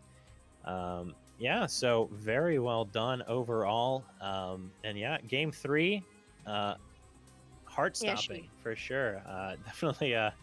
Definitely got pretty worried there for both sides on occasion. At what point did you kind of start to feel comfortable, like, hey, I think I'm doing pretty well in this game? When I realized that I had like more than half a dozen command centers, and she had at most like 5 or 6 bases, and I was really glad to have those vision towers because they gave away 3 of her expansions to me. Just because the drone movement. Yeah, that's true. After I beat that first attack, like when the first attack came, I thought I was gonna lose. But then after that first major attack where we really got into it at my natural with the bunker and the Thors and stuff, after that I felt a lot more confident, but I was still very scared of losing. It hit me right as that attack was hitting that if I lost this game, I lost the series, and suddenly I was very uncomfortable. Right. Okay. And then I guess final question before I toss it over to KJ to ask you any he has. So Did you kind of come up with that? I'm calling it the fastest upgrades in the West build, where you go for the really quick double engineering bay yourself, or did you get kind of inspired by a player you saw or something like that? I've discovered that big gun beats little gun, and you get big gun by getting big upgrade. So thicker Okay. armor, bigger guns and bullets, it leads to like sheesh. But yes, Alright. I like upgrading a lot. All right, awesome. Well played, and good luck in the rest of your series. KJ, did you have any questions? Yeah, so, nice job on the upgrades. Actually, on the third game, Kitty Cat Gamer was ahead in upgrades. She kind of like, oh, you're going to do the upgrades? So she adjusted really well. So that was kind of cool to see. It didn't pay off, but, you had a good game plan here, Fenrir. However, I think when Kitty Cat Gamer finally gets her review of what really happened in that third game, then it'll all make sense. Yeah. Because I bet you she's confused right now. Yeah, I noticed she was going upgrades because I'm like, hey, I've never seen a double Evo out of her when I scanned that game, and I was like, uh-oh, there goes my main advantage that I just spam out upgrades really, really fast. I feel lost when I click on the eBay and there's nothing there. Yep. Nice. Well, let me talk to Kitty Cat Gamer with some encouraging words. Hey, Kitty Cat, most of that game, the third game, you were actually pretty far ahead until you threw away so many units into his choke there, right? What were you thinking on that one? You're like, you know what? Let me bust in there. Let me keep trying because you were pretty rich. Well, tell us about that. Well, I just had so much money, and then I didn't have any more gas at the end, so I couldn't really build that many roaches.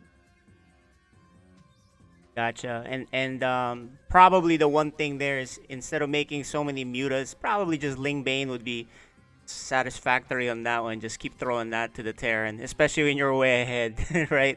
So just minor things. You were in a position to win there, but I think one small adjustment like that, I think you would win that in future games. And also, he got away with some secret bases. When you watch the VOD later, you're gonna be surprised and be like, oh, he was broke, right? So I think you'll enjoy watching the VOD. I don't personally like watching games where I lose, but this one will help you a lot. So that's my suggestion to you. How do you feel about the games tonight, Kitty Cat? I mean, like, I kind of knew I was gonna lose because I'm not that good against Terran. Well, you whack rode really well. You actually were in a position to win. So I think it's just very minor things, and you will win the games. So I think sometime with Cyan there will definitely help you a little bit. And then if you need some coaching, be glad to help you the rest of the FSL teams, right? So any questions, ET, for Kitty Cat? Yeah, so man, I was going to ask. Obviously, I talked about it. Referenced it a little bit when talking to Fenrir there. But it seemed like you sort of purposely played off your previous series where you'd been so macro focused, and the other player was kind of coming at you in that game one where you got more aggressive. Was that kind of a planned thing to sort of play off of that previous series in case he did scout you? To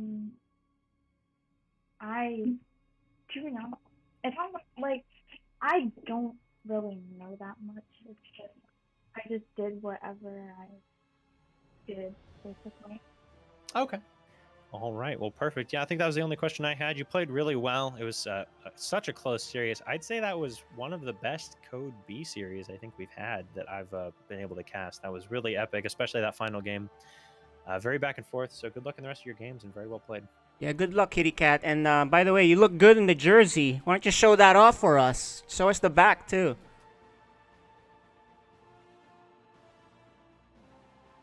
There you go, guys. Customized with her name on it. So looking good there. All right, that'll do it for these two. Good luck on your next matches, and we'll see you guys later. Thanks for having me.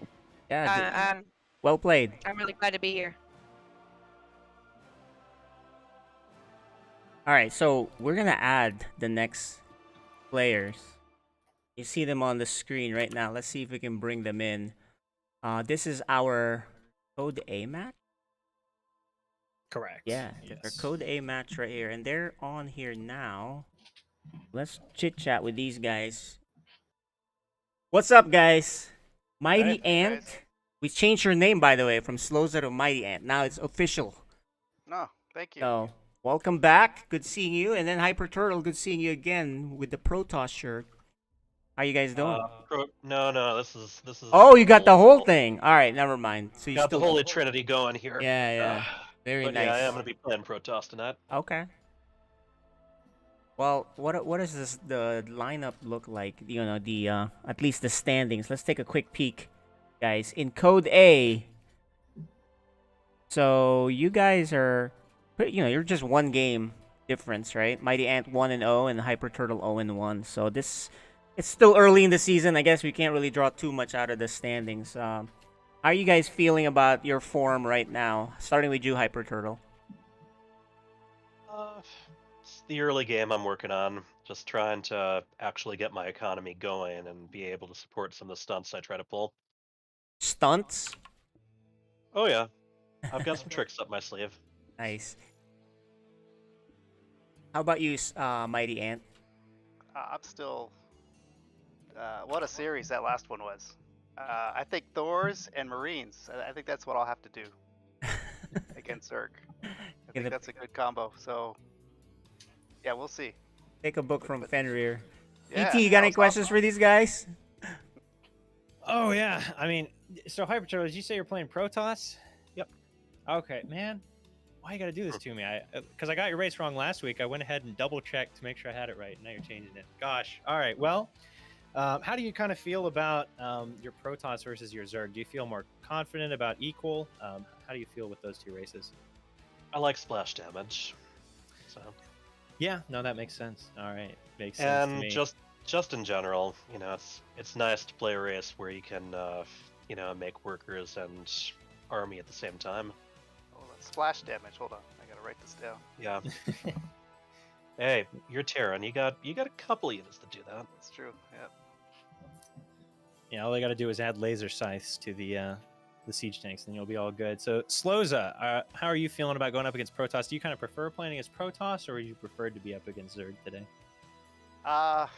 Doesn't matter. Just I just like using different strategies for different races. So, I've been kind of working on my TVZ, so it's kind of nice, I guess, with the little switch. So I'll have to come up with something tonight. But yeah, I like TVP. That's a good race for me. All right, awesome. Well, I'm looking forward to the series, and good luck to everyone. Good luck, guys. Yeah, good luck. Thanks. All right, so let's talk about the map while they're muted here. Map selection. Yeah, let's take a look at those. Are we muted? Oh, Working on it. We're Hold getting on. there. Yeah, a little So- slower right now. There you go. Okay, they're muted. We're good. You Okay, muted there we go. yourself. Yeah. All right. Okay. All right. So, game one, we got 2,000 atmospheres, and then Curious Minds and Hardwire. So, actually, the same three maps, just a little bit of a different order from the Code B. That's true. So, So I'll help you out on this one, ET. Get you a little bit of a breather because I know there's a big one coming after this. So it'll be both of us. yeah, and I wasn't quite expecting a 35-minute game. on That's Code true. B. That was That was wears crazy you to out. start us That's off. for sure. Yeah. All right. Well, yeah. So 2,000 atmospheres, obviously, pretty much as macro as it gets in the current map pool. It reminds me a lot of Abyssal Reef, probably because it's underwater, but also because it's a macro-focused map. Yeah. Is it just as big? I think it's just as big, right? Yeah, it's close to the same size, if not just as big. Obviously, some pretty large maps, but we are getting ready to hop in. So it's going to be a TVP on 2,000 atmospheres. Here we go.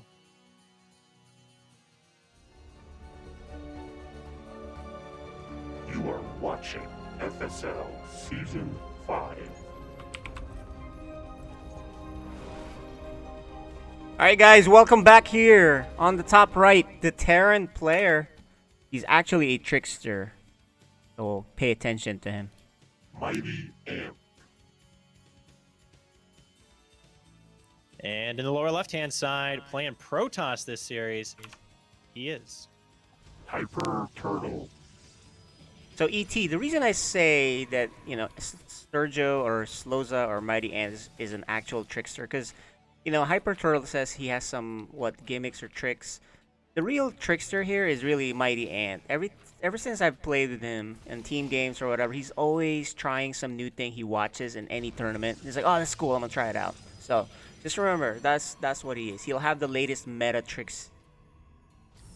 Right, and I think what we saw, Hyper Turtle obviously has those little twists and things of like, oh, I drop a, I go for burrow roaches and things like that. Whereas Mighty Ant's a little more on the psychological side, like we saw in his previous series, where he goes for a proxy and then he fakes a proxy the game after that, so you think he's going for a proxy, right? So definitely has two different kinds of tricksters, I'd say. But I'm interested to see how this pans out. Obviously, last time I cast Hyper Turtle, I thought he was playing Protoss, and then he was playing Zerg, and this time I thought he was playing Zerg, and now he's playing Protoss. So we'll see how he does here, as he's going for a scout across the map. No proxies initially for either player. So I'll tell you something about Hyper Turtle. I think he's better as Protoss, like significantly better. So expect a nice game here for him. Okay. Yeah. Well, that'll be interesting to see then. As we do see a reactor coming down pretty quickly from Mighty Ant. Generally signals a factory with Hellions following up behind it. Does wall out the probe. That's something we see a lot, I think, in his previous series as well, is he likes to deny as much information as humanly possible, even if he's not hiding anything. Hyper Turtle obviously doesn't have any way to know that, so walling that in, Hyper Turtle doesn't know what's behind there. It could be nothing. It could be a second barracks as it is here. It could be a factory, and so he denies that information. It's actually going to be 3 barracks. Yeah, scary. Fact is scary, man. If you're Protoss, you're not prepared for that initial push. Yeah, it's very strong.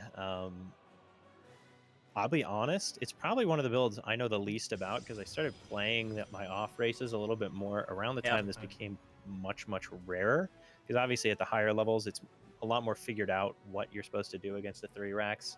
It's sort of like a 2-on-1 in Zerg versus Terran, where it just got so figured out that the advantage the Terran was getting just kind of got negated, so it wasn't really worth it anymore.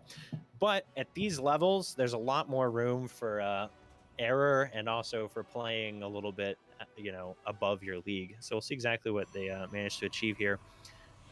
We do see, obviously, the double tech lab coming down, so that's going to be able to get out a lot of Marauders, as well as, I believe it's Stim Pack and Concussive Shells? Or actually, do they get all 3? I can't remember. We'll see. I think they get the concussive if they're pushing early with Marauders, but I think he'll do the stim and the there you go. There we go. I was talking to Up a Tree Zelda, who's low GM Terran, asked him, "Hey, what's your favorite build against Protoss?" I was like, "Look, don't bother with the other stuff. Just do 3 racks. It's too hard." So, coming from that guy at that level, I think unless we're watching the Uthermal and Hero Marine games, he has a strong opinion on it with 3 racks. Yeah. Sal, obviously, pretty solid player. Probably funny story. I think he's the first person I ever played against who I actually recognized. As like a streamer or something. Whenever I was starting to get better, and that was actually on Abyssal Reef, all the way back then.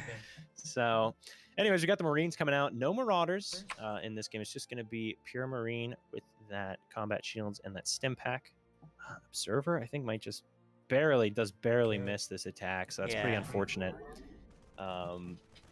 Hyper Turtle might still know what's going on, but at the moment it's only two Stalkers, a Sentry, and 2 Adepts, which is not really enough to deal with this. He's trying to get into a Colossus tech, but that's not going to hit early enough, and these Marines are going to hit a sharp timing. No stim yet. It's going to be about another 15 seconds, so that's the one saving grace for Hyper Turtle here, but you don't know that, obviously, as Hyper Turtle. You're not sure if the stim's ready or not, and you don't want to push down and find out that it is done. But that does mean that Mighty Ant should be able to get it finished up here momentarily. And yeah, Hyper Turtle went for a very information-focused build with those early observers, but now the stim is coming in. I think enough units were picked off that it'll actually wind up being a pretty okay trade for Hyper Turtle here. Stemmed a little late there, did Mighty Ant, probably back at home macroing. Third base is coming down, though, for both players, so I'd say pretty even overall. What do you think? 15 Marines for 6 probes, one one stalker or one adept. Yeah, pretty even. Even in the units lost and resources lost. Close. Yeah, so we do see additional barracks and a factory coming down. Colossus is on the way. I think this push out across is a mistake. He doesn't have concussive shells, so won't be able to punish as much. Oh, But I yeah, think the he stem, forgot. though, can just chase it down. I'm not sure. I think the army of Mighty Ant take here will be able to just completely wipe out this army of Hyper Turtle. So I think a little bit of a mistake on the push across here. Ooh. Does lose all Just but one. one observer. Yeah, just one observer gets away. So not the end of the world, but definitely makes that a little bit of a winning trade overall for Mighty Ant, whereas before I'd say it was more even. Concussive Shells is now coming down, and a Planetary Fortress at the third base, so playing it very safe is What I Mighty did. Ant. When I Yeah, played, that's what yeah. I did. If you think the opponent is super aggressive and you feel ahead, and he is ahead. Look, he has more workers and he has mules, so I feel like he's ahead. Maybe not tech-wise. Yeah, I think what happened, it seems like Hyper Turtle, after that attack, kind of never really got back into probing. So he has his third base, but he's still only at 2 base worker count. Yeah. And so I think that's allowing Mighty Ant to pull ahead a little bit here. Obviously, Colossus are very scary, especially considering the starport's only just now finishing up, so there's not going to be any Vikings for a good bit here. Almighty Ant will get an upgrade first, too. No Forge in sight here yet for our Protoss. Yeah, that's true. It's pretty late there for him. I do like Hyper Turtle trying to hide the Colossi in the back of his base, not wanting to give that free information out to Mighty Ant, who I just checked. He has not scouted the Robo or the Robo facility. Obviously, with seeing the observers, he knows that there's a Robo, but he might not know that he's going for Colossi. And even if he does, it's one of those questions where it's like, do I want to make Vikings or do I want to make Medivacs so my units can actually get healed? Make and that's just one of the Vikings, or- results. Yeah, what do you do? When you put your off race here, I mean, for me, I just keep making Medivacs unless I'm sure, right? So I think you've got to. I think it's sort of just the result of the build, right? One of the big things with 3 racks, especially because he followed it up with going up to 5 barracks before he got his factory, I believe, is you just have a very late starport, and you just need that healing for your bio. Because it doesn't really matter if the Vikings kill the Colossus if they've absolutely annihilated all the Marines on the ground because they had no medevac support. And it seems Sloza either does not realize that there are Colossi, as it probably doesn't since they have been hidden pretty well, or he's opted to just go for medevacs. Does have a Ghost Academy on the way and +1/+1 though, so getting into a good setup. yes, got a mine drop here coming, which if he burrows just in time, he should do some nice damage. See. Yeah, the hidden Colossus might actually wind up helping to defend here. It does manage to get 2 burrowed down and 6 probes and a Zealot. That's a pretty solid trade, especially if he makes it out with the medevac and the Widow Mine. Indeed, You know, he does. He has burrow. He has cloak on the mines, but there is a. Yeah, I think with how many observers he saw with the army, it's a good idea. Especially because he even you don't know if he's paying enough attention to know, but he did see that one of those observers got recalled home, so knows there is detection out. Decides to just run for it rather than risking that. So I think that's a good discipline there. Winds up paying off for him. Yeah, look at the supply, man. Yeah, it's starting to tear away. Storm is on the way, but it's going to be +2/+2 on the way about the time +1 starts up for Hyper Turtle. So definitely a significant advantage there.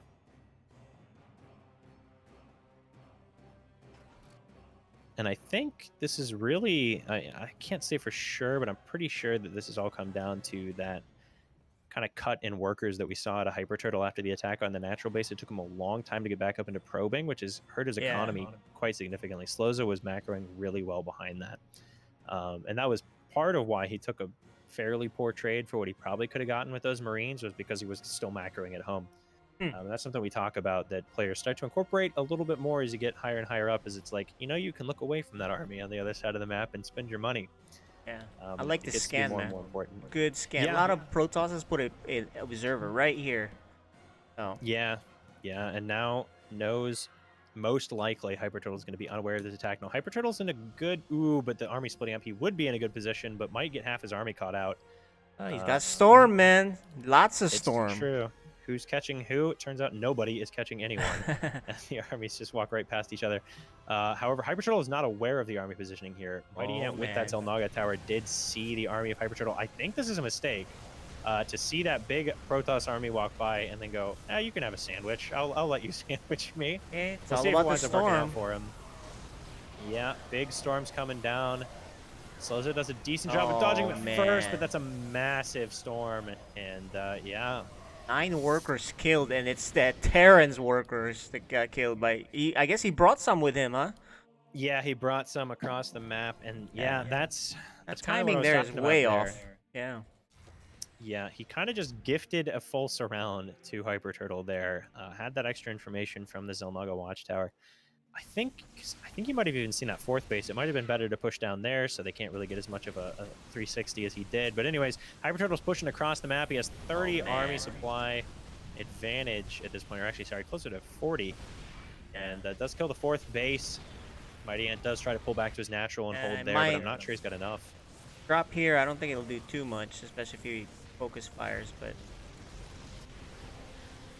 Yeah, we'll be able to warp in reinforcements to defend there. 14 more SCVs going down, and there's almost no Vikings left to deal with this triple Colossus. There's plenty of storms as well, and I think just a solid game 1 out of Hyper Turtle. Took a fairly poor trade, but it didn't wind up mattering. I mean, players are just macroing up, so losing those extra units early on doesn't matter all too much. Lasers, man. They're good. Like I said, when are we going to get cliff walking and laser cannons on siege tanks? That's what I want to know. I don't know. That sounds scarier. And then the other thing as well, I guess, to talk about is Mighty Ant, I think, hit a little bit of an anti-timing. He had the Ghost Academy coming down, and he was making ghosts, but he moved out before he had any of them. Yeah. I think if he denies the, or EMPs the High Templar there in that original fight, he might not win still just because of that surround, but he would take a much better engagement. Might not have lost on the flip side of things, but it looks like he will get taken out here. You can tell his timings is off because he brought in SCVs, and it didn't really look like the right time to bring SCVs, right? With Storm and Colossi and all that. And especially going into a choke with cannons in there and shield batteries, so kind of got trapped, but...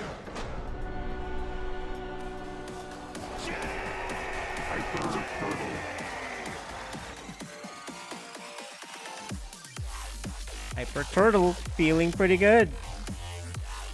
Yeah, looking quite nice there. Yeah, and that was the other thing with the pulled SCVs. It's like, he pulled SCVs, but he had a 4th base going down. An SCV pull is more like a 2.5, 2 base, something in there, right? Yep. Kind of thing. Once there's Storm and Colossi out, the SCV pull pretty much does more harm than good. Yeah. Timing's off. We'll see if he corrects it for game 2, and that's on Curious Minds. Yeah, so another fairly macro-focused map. I'd say a little bit smaller, but not by a whole ton. The 3rd base, I think, is the big thing here. Whichever 3rd base you take, it's decently far away from your natural, so it can be kind of hard to defend those. But we'll see exactly what they opt to go for. But yeah, we'll have to see if Mighty Ant makes the adjustments he needs to make to win. And here we go.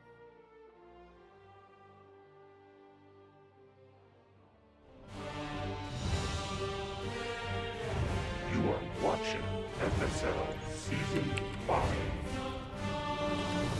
All right. It's Curious Minds LE. We're in the upper left-hand side of the map. We've got our purple Protoss player up 1-0. He is Hyper Turtle. And the bottom right, he's the ant against this turtle. That doesn't mean ants always lose if you have enough of them, right? We have Mighty Ant. mighty too, so it's not just an ant. Yeah, it's true. Though technically all ants are mighty for their size. That's true. The whole 40 times or whatever. Is it 40 times? 40 times their weight? But can Mighty Ant beat someone 40 times his MMR? That's the real question. Well, you know, Hyper Turtle is beatable. A Mighty Ant just has to have the right timings, because his builds are based off right timings, right? He had the 3 racks push. I think he spent too much time not doing enough damage, hanging out the bottom nexus. I think he should have moved up or moved down immediately and killed workers, right? He didn't do that, and he stuck around there. It wasn't he just traded evenly instead of trading well. Yeah, for how unprepared Hyper Turtle was, I think he definitely could have got a lot more damage. Obviously, pushing up the ramp, I think he saw that Hyper Turtle had a sentry, and you don't really want to risk your That's army true. getting cut in half there. But I think he could have definitely jumped on the Workers. probes in the natural a Yeah. little bit faster. And yeah, Terran just tends to be a more timing-focused race. You have to hit those crisp timings, or else it's not going to work out for you. Especially once you start to get up into the higher levels like Platinum and Diamond, like we're seeing here. Yeah. This is going to be an expansion out of Mighty Ant, and likely one out of Hyper Turtle as well. Working on that wall, which he needs one more thing to close it off. Yeah, that was always the biggest culture shock to me, swapping races, having to learn walls. Zerg is really the only race that doesn't have to worry about that. But then you have Reaper walls, and then with Terran, you have to like wall your natural at some point Yeah. during the game. You do need to learn walling in ZVZ, but yeah, for sure. Definitely. That's true. For Protoss, if you can't wall, you're going to lose most games. Because everyone's taking advantage of your lack of a wall. Oh yeah, especially in these kinds of series, if you aren't walling, it's pretty much a death sentence. Yep. In ZVP. Now we do have a bunker Oh. going down, so going to be a little bit cheeky. Is Mighty Ant. Nicely enough for Hyper Turtle, it is in vision, so he's pulling a bunch of probes to try and deal with it, and I think we'll be able to. Is that SCV sitting in an unfortunate spot? Oh, I guess did he wall this? No, I didn't think so. There you go. Does I think? Yeah, it took out the SCV, so not able to get anything done with that bunker. Oh. This is a Almost big gets pull. surrounded. It's a huge Yeah. pull, man. I think that has made it already worth it. Oh yeah, for sure. I mean, I feel like it's a little weird. I think Hyper Turtle got a little bit distracted trying to deal with the bunker. Oh, 'cause and I was think he gonna canceled. say- Oh, there you go. I thought he canceled it. Yeah, he gets it out. But yeah, I was gonna say because at the beginning of the game, he went for Oh a man, look at cyber core this. before an He expansion. really got thrown off. Look at all these workers. Yeah, this is a pain. This is the kind of start Mighty Ant needs, though. Yep. But yeah, I mean, for the fact that he went for a cyber core first before the Nexus, he really should have had a unit out way before that. I think he got distracted with the probe pull down in the natural and microing that. So a little unfortunate. Slows it. Does manage to make it away, I think, for free. And Get does out. see the Oracle as well. So He better be it's a ready for full that. scout.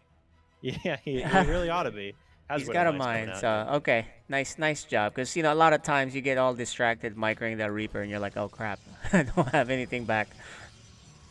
Right. Yeah, that's what we talked about a little bit in the previous game. It's very easy to tunnel vision. Focusing on macros, sort of like focusing on school, and then focusing on micros, like the fun part. You know. So Yeah. it's, Yep. you want to be on the other side of the map dealing damage, and then you forget to make things and fall behind a little bit. But He's got this bunker. He's gonna let Yeah, it use I it. Hope he think doesn't he- forget to cancel that. I like it when it's. Oh, he doesn't cancel. So yeah, that's just 100 minerals. That evens things up a little bit. I mean, did still kill 4 probes, so a very good start for Mighty Ant. But obviously, every little bit helps for Hyper Turtle. and Hyper Turtle's holding the Oracle. Oracles. There's 2 now. He's just holding him back. Yeah, I think He maybe gets wait. scanned. Well, does get scanned. Is now moving out across the map, and 2 is a little bit of a funky number because it still takes more than 1 volley to kill Marines and SCVs. Obviously, Yep. it takes 3 shots per. So it's not as big of a difference as waiting for 3 would be, but we'll see. Oh my gosh, as lined up for the Widow Mine as they could be at the moment. Indeed. With the 2 Marines gonna finish off the remaining Oracle, maybe. Yeah, possibly. But he's microing. Sort of. As predicted. Bye bye. Okay. Oh. My word. Okay, it never does mind. lose it. Oh my word. Not even a single unit goes down for those 2 oracles. That's a Yeah. really bad start for Hyper Turtle at this point. Indeed.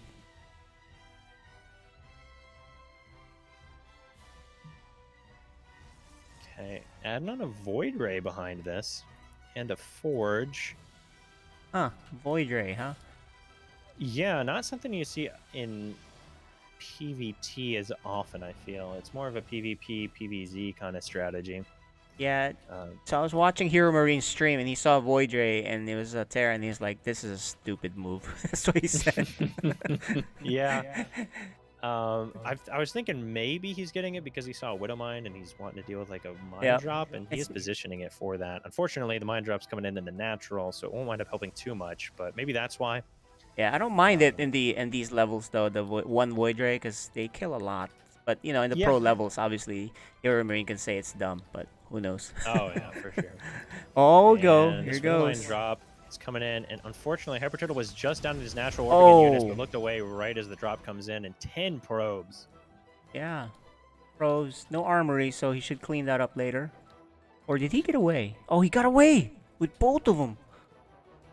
Yeah, I mean, it was the only units that could shoot up was a Sentry and that Void Ray. So gets away for free. Just 10 workers gone there, and this is definitely going a lot better for Mighty Ant here. Looking good. You know, one more thing I wanted to say about the last game was, you know, Hyper Turtle had 2 AoE units, right? The Templar with Storm and the Colossus with their lasers. So he waited for both of them to be active. I think he should not wait for something like that if he's bio. He just needs to go when there's only one or none. Which there is none right now. No AoE. Yeah, it's true. He definitely has a window here. I think probably could hit with that stem and +1. They're lined up to hit a Oh pretty wow, good he's timing. going Phoenix? Yeah, and a second Stargate. It's really late to go into Phoenix here. Yeah, this is I tough. Yeah, I think this might be a case of you had the build planned out in advance, and Got you thrown aren't off. changing it no matter what. So Okay. it's like, yeah, sure, it's 8 minutes, but I'm still going to do my Phoenix. But at this point, it's so late that I don't know, I feel like it's definitely not going to work out. And it could. It always could, but I mean, with It's hard, Skinned man. Marines out. Have you tried gonna be- Phoenix play against Bio? That's really hard. You need a Colossus eventually. Yeah, you got to get into that splash damage pretty quickly. And with how far ahead Sloza's tech is relative to those Phoenix, I mean, already having stem out by the time like 2 Phoenix are out is really lopsided. I think Mighty Ant's going to be in a really good position. I think he's letting Hyper Turtle get away with a little bit too much greed after that start, true. allowing him to just fully probe up these 3 bases. I think he could get some good damage done if he just went now. Could Sending probably a even take out Marine, that whole so third. he's- Yeah. Perhaps Maybe- unaware of the base, I think. This is the time to do the SCV pull he did the last time. Just pull some and just go. He'll win. Yeah, I think just pull like 12, 16 SCVs somewhere in that range and go. Yeah. And it's just Just- it is charged zealots with +1, which is good. And there's not a whole lot of splash on the other side Yeah. of things. You can So do it, man. maybe- Much better than the last time when there was 2 Colossi and 8 Templars and all kinds of things in there. Yeah, that's true. I think that's something we kind of saw, if I'm remembering right, against Deepu as well for Mighty Ant, is he tends to be fairly static in the mid game.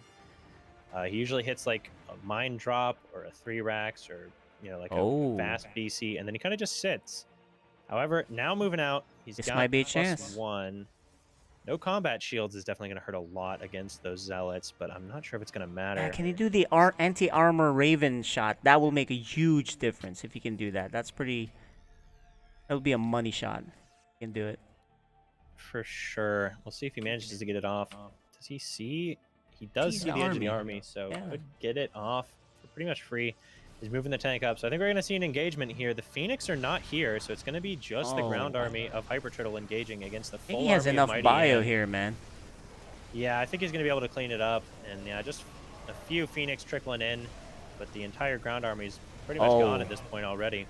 Auto turret, Auto turrets not do come down bad. as well. Yeah, they do a lot of damage. You mainly only see them for harass, but they actually do a pretty surprising amount of damage. Oh, takes the tank away though. Does get rid of the tank, but Hmm. tanks aren't that great against charge lots. They're mainly good against like stalkers and stuff anyway, so it's not actually as much of an important takedown Yep. as it would be with a different composition. And Had a does good lose start. a void ray for it. I think it's time to go back, man. He had a good start, but it's taken too long, so. When there's Dark Yeah, Templar. oh man, Dark Templar are here. Might wind up just annihilating the bio as, yep, Sloza does not react in time. Will have his army cleaned up, and I don't think we'll see a repeat of game 1. I think he has enough at home, but definitely a painful loss.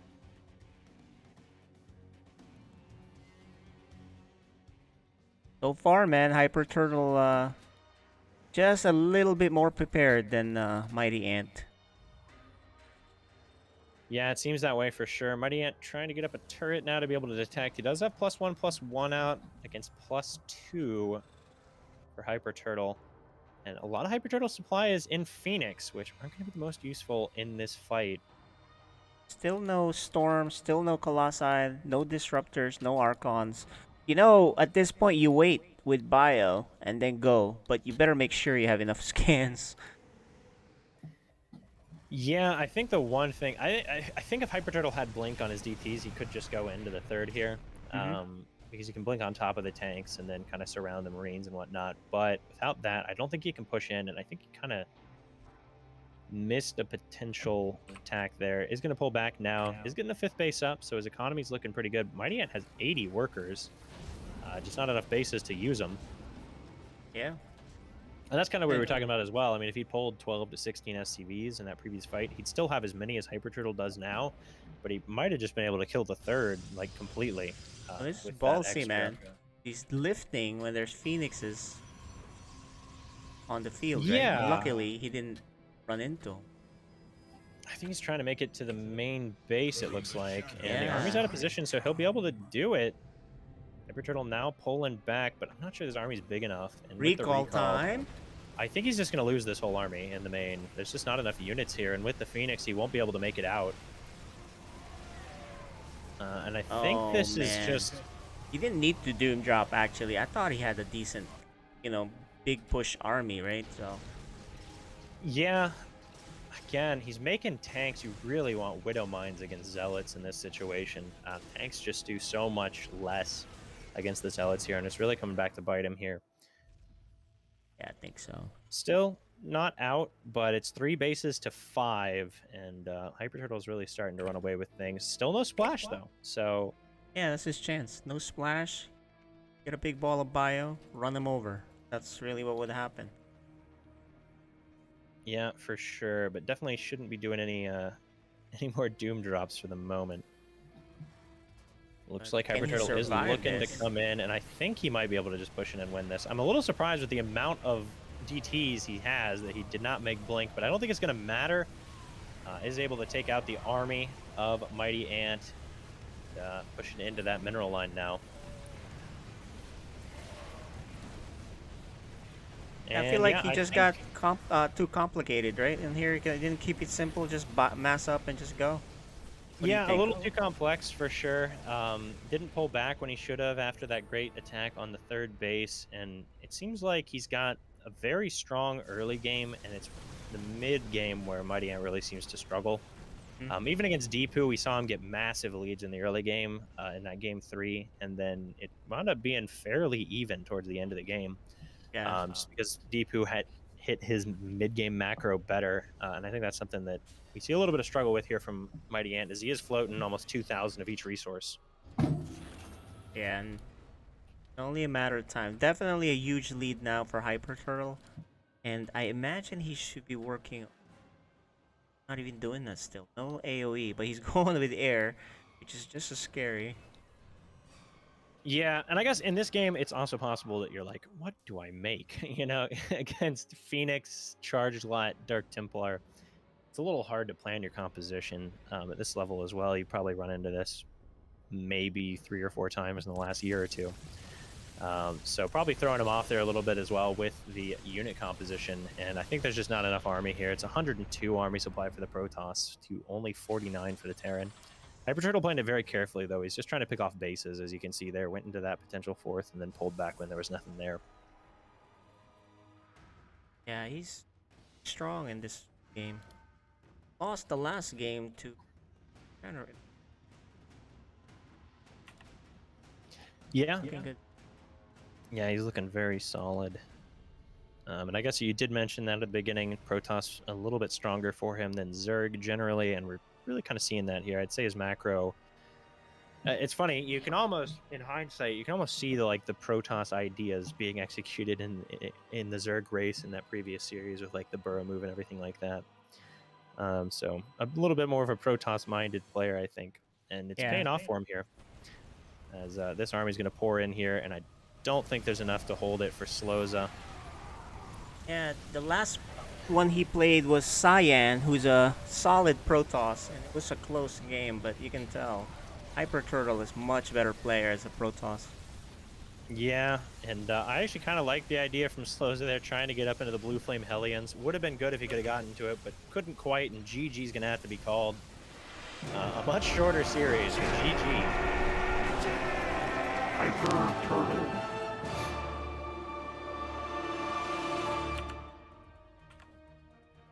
All right, let's bring in these guys to chat. Questions? Congratulations, Hyper Turtle. Mighty Ant, nice try. Let's start with Mighty Ant. Mighty Ant, you had some builds planned, but it didn't seem like they lined up. You know, it didn't seem like your builds were, you know, you wanted them a certain timing, but it didn't work out that way. What were you? What was your plan?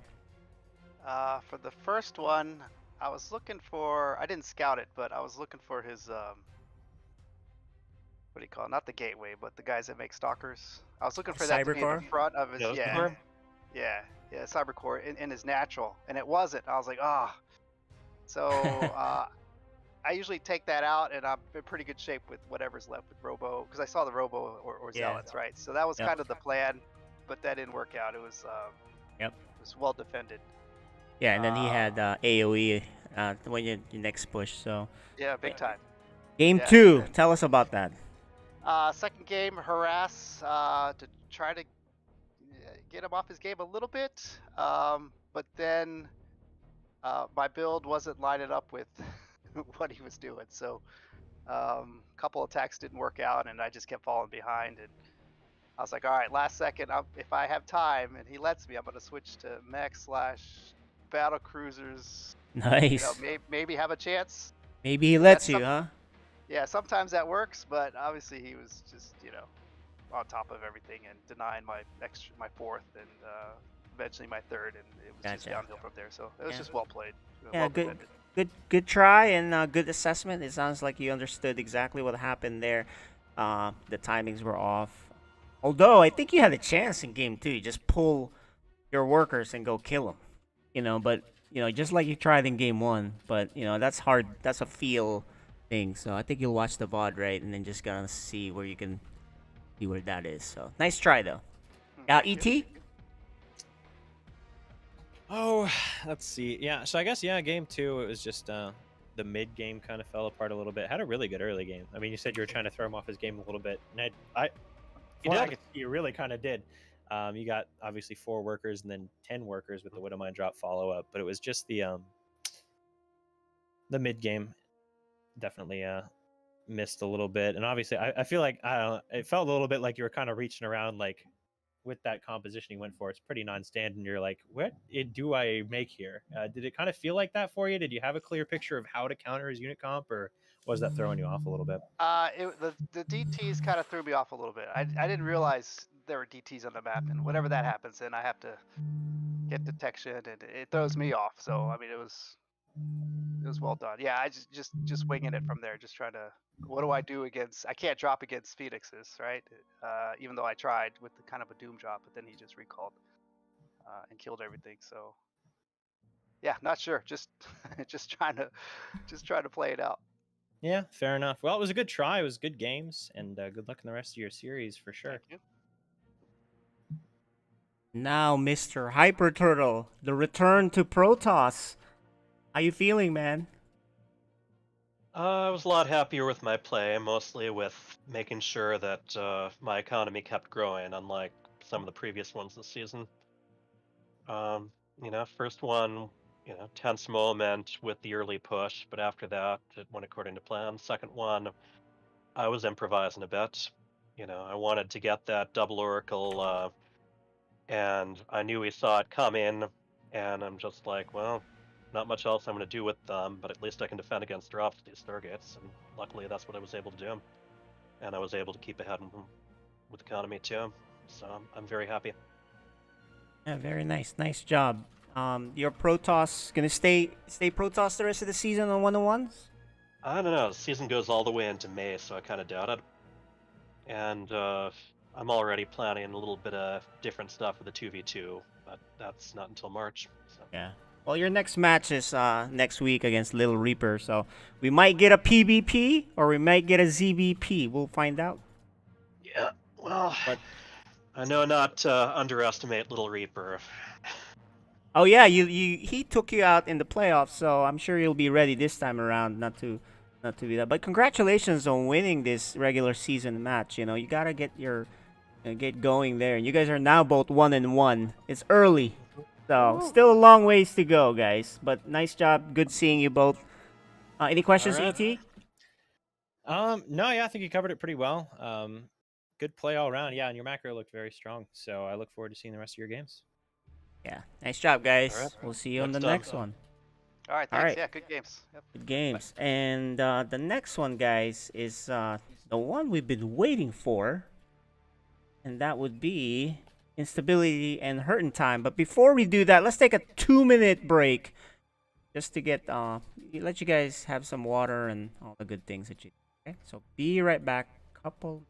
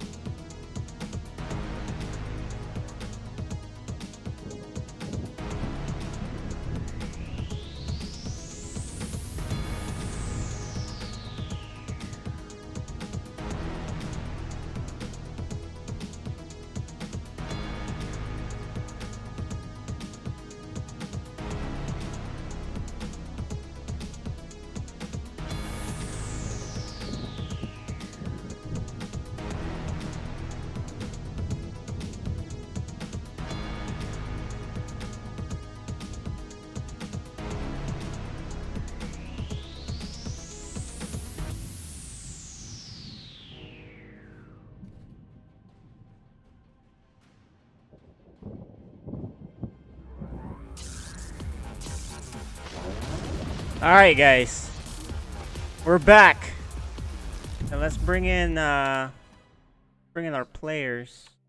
Like we lost some video here. Alright, There you go. guys. We're back. Let's bring in our players.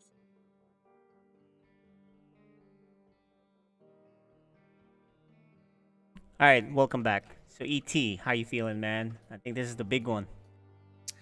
Yeah, I mean, just like a mother would say, I don't have any favorite matches, but at the same time, I am definitely looking forward to this one a lot. Right. I mean, the Code S obviously is the highest level, which is nice, but it can get crazy. It can get a little weird, and that's what's so great about these tournaments.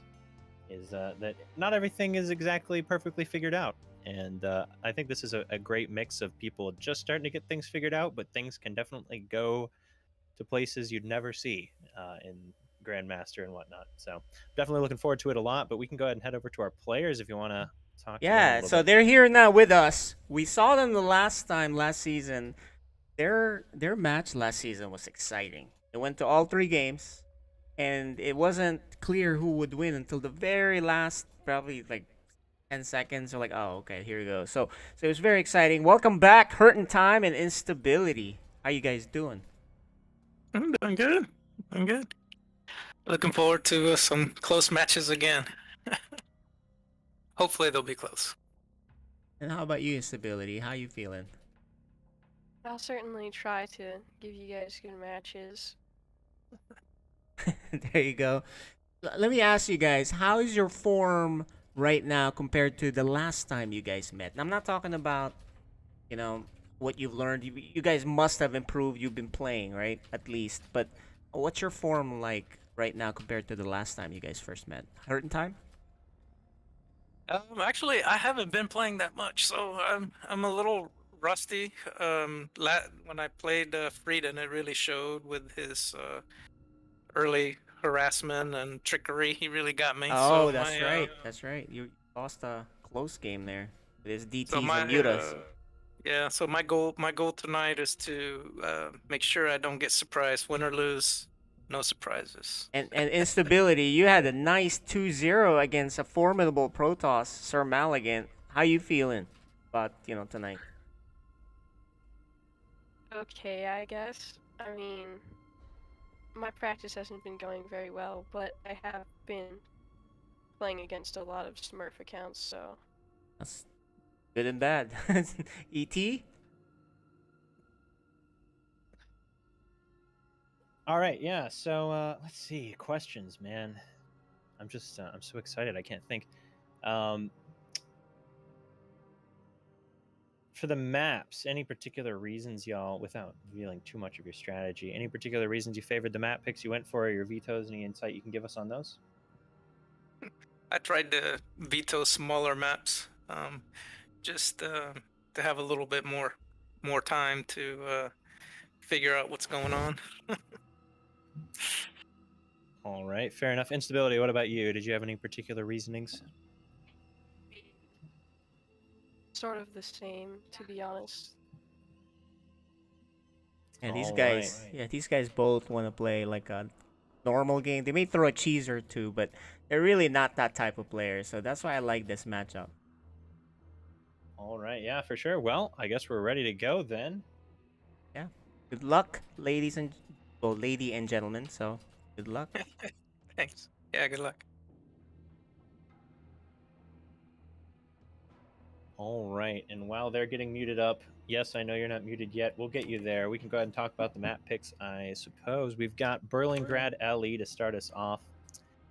So a very macro-oriented map. Although, to be fair, last time we saw instability on this map, Sir Maligat proxy void raid her, and she proxy DT'd him. So just because Yeah. it looks like a macro map doesn't mean it is a macro map. We'll have to see exactly what strategies they opt for. Then it's going to be 2,000 atmospheres following that up, which is a pretty macro-oriented map as well, as we've talked about in the previous series. And then Blackburn, a little bit of a crazy map. A lot of different things can happen there that you might not expect. So I'll be curious to see if anyone has any funky little strategies specifically planned for that map. If we get there, and man, I hope we get there. I'm really hoping for a Game 3 in this series. As we're just making sure our players are ready, and then it will be Berlingrad LE to start us off. Which, this map reminds me so much of Port Alexander from like 2 years ago, 3 years ago, however long ago. It's a very similar overall feel to the map, in my opinion, which has always been interesting to me.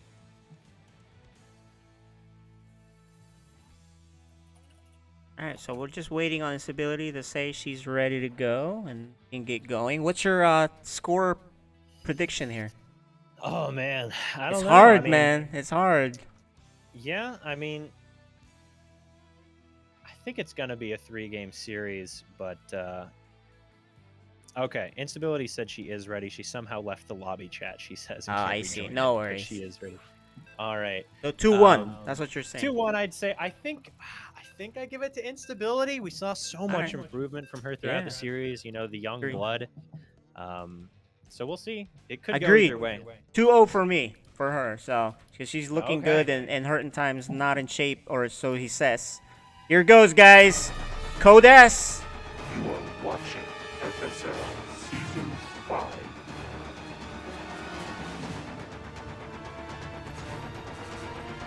Alrighty, we're starting off. It's the bottom right-hand side of the map. Our blue Protoss player.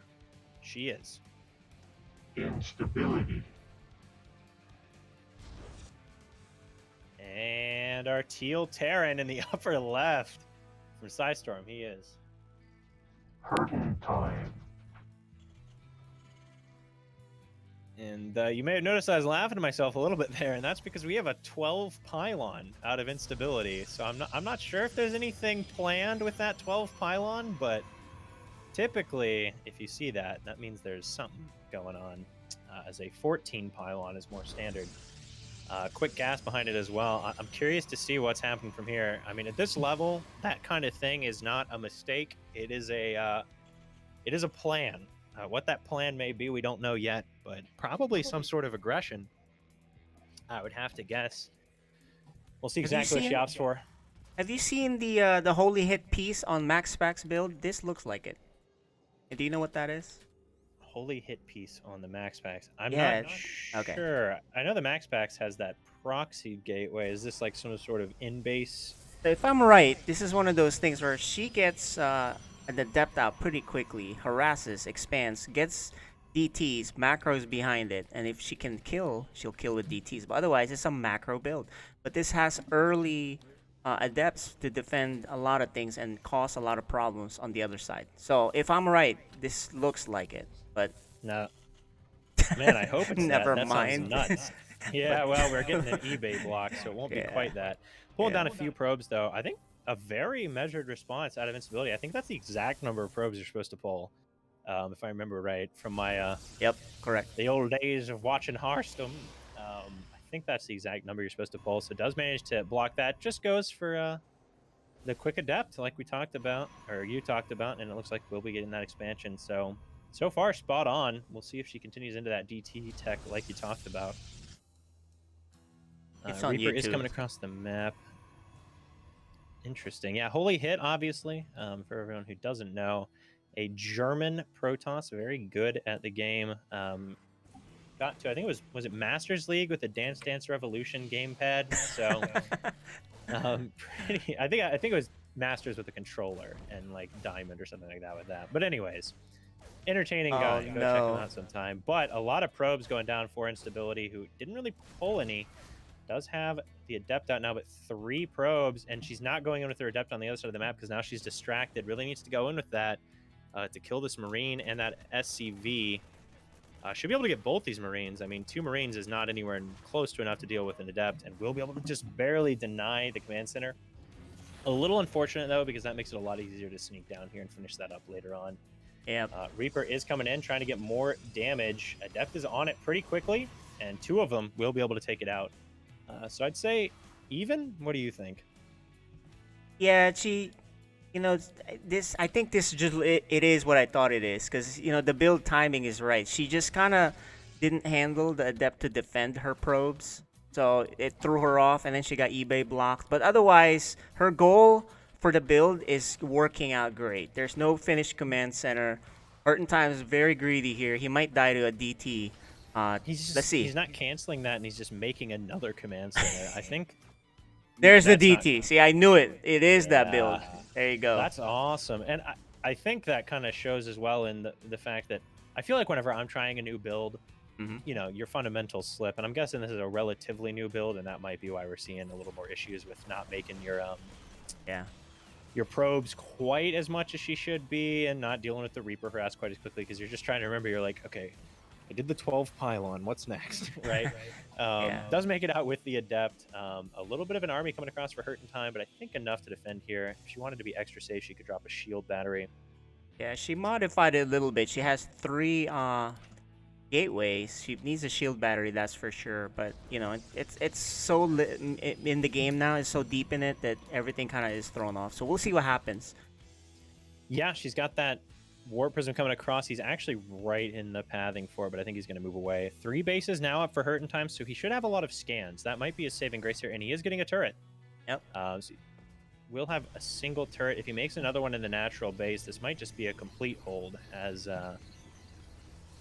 really need to have one of those bases undefended as far as detection goes. We'll see exactly She should be what taking happens. a 3rd base, though. So basically, this build, this is not all in. This is macro focus. So if she's getting a 3rd base behind this, and she has DTs, converts them to Archons, just takes what she can get. That's what this build is supposed to do. See what she does.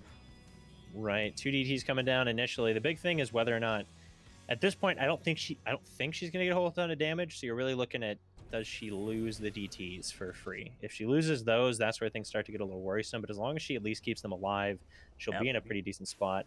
And with 2 of them in the mineral line, there's not really much to defend here. A couple Widow Mines coming up, and the DT goes into the Nat at the perfect timing where the units have been pulled away.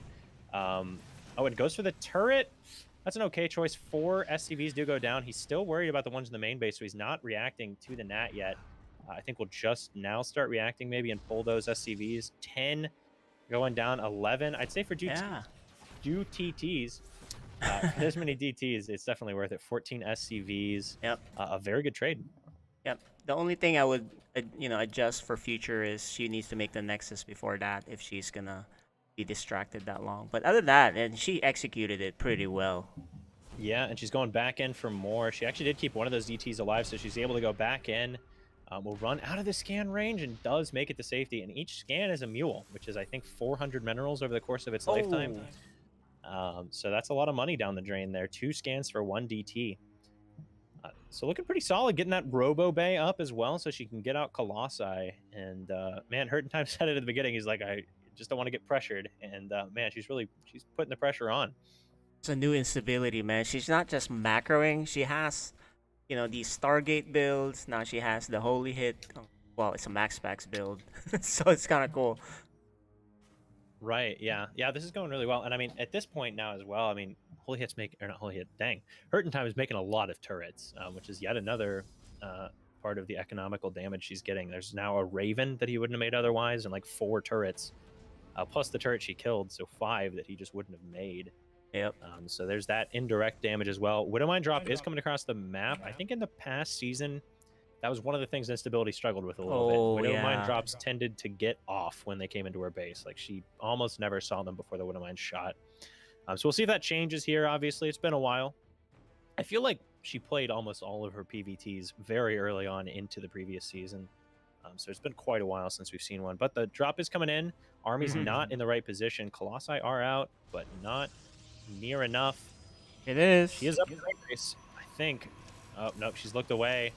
Oh, and man. the drop is going to get off some big damage. 10 for 4 Widow Mines is decent, but definitely could have been worse. She did pull about 5 probes away there, as you may have noticed. So not too bad, but definitely a good hit for Hurt in Time. I'd say evening things up quite a bit. Yeah, it's good because he didn't lose any. That's really the big problem here. Yeah, now he can come back in later. She does have a couple of Stalkers positioned now. And upgrades are going to be ahead for her. Her Forge is finished up, so if she gets those going, she will have an upgrade advantage. Hurt in Time adding on extra Ravens, perhaps to try and deal with those Colossi just by shutting them down rather than getting the Vikings to kill them, and is going for Mech. Yeah, wow. Which I believe he did in Game 3 of the last series, and that was on Nightshade or something like Lightshade. I think it was Lightshade that last game in the last series was on. It was Mech versus Protoss, and he did wind up cleaning that one out. So we'll see what happens in this game. I think she needs charge, man. Yeah, charge Zealots are really good in this scenario. Disruptors also quite strong, but a little bit harder to micro than charge Zealots, obviously. But obviously, I don't think she knows this is happening yet. And it makes sense now why Hurt in Time is dropping so many turrets, because obviously Mech is a little more static, a little bit harder to deal with those drops and things, so you just drop the extra turrets to try and just prevent the drops from happening in the first place. So I like that choice out of him. 4th base is coming down for instability, so she's hitting her macro pretty solidly here. But the Raven's coming in now to harass.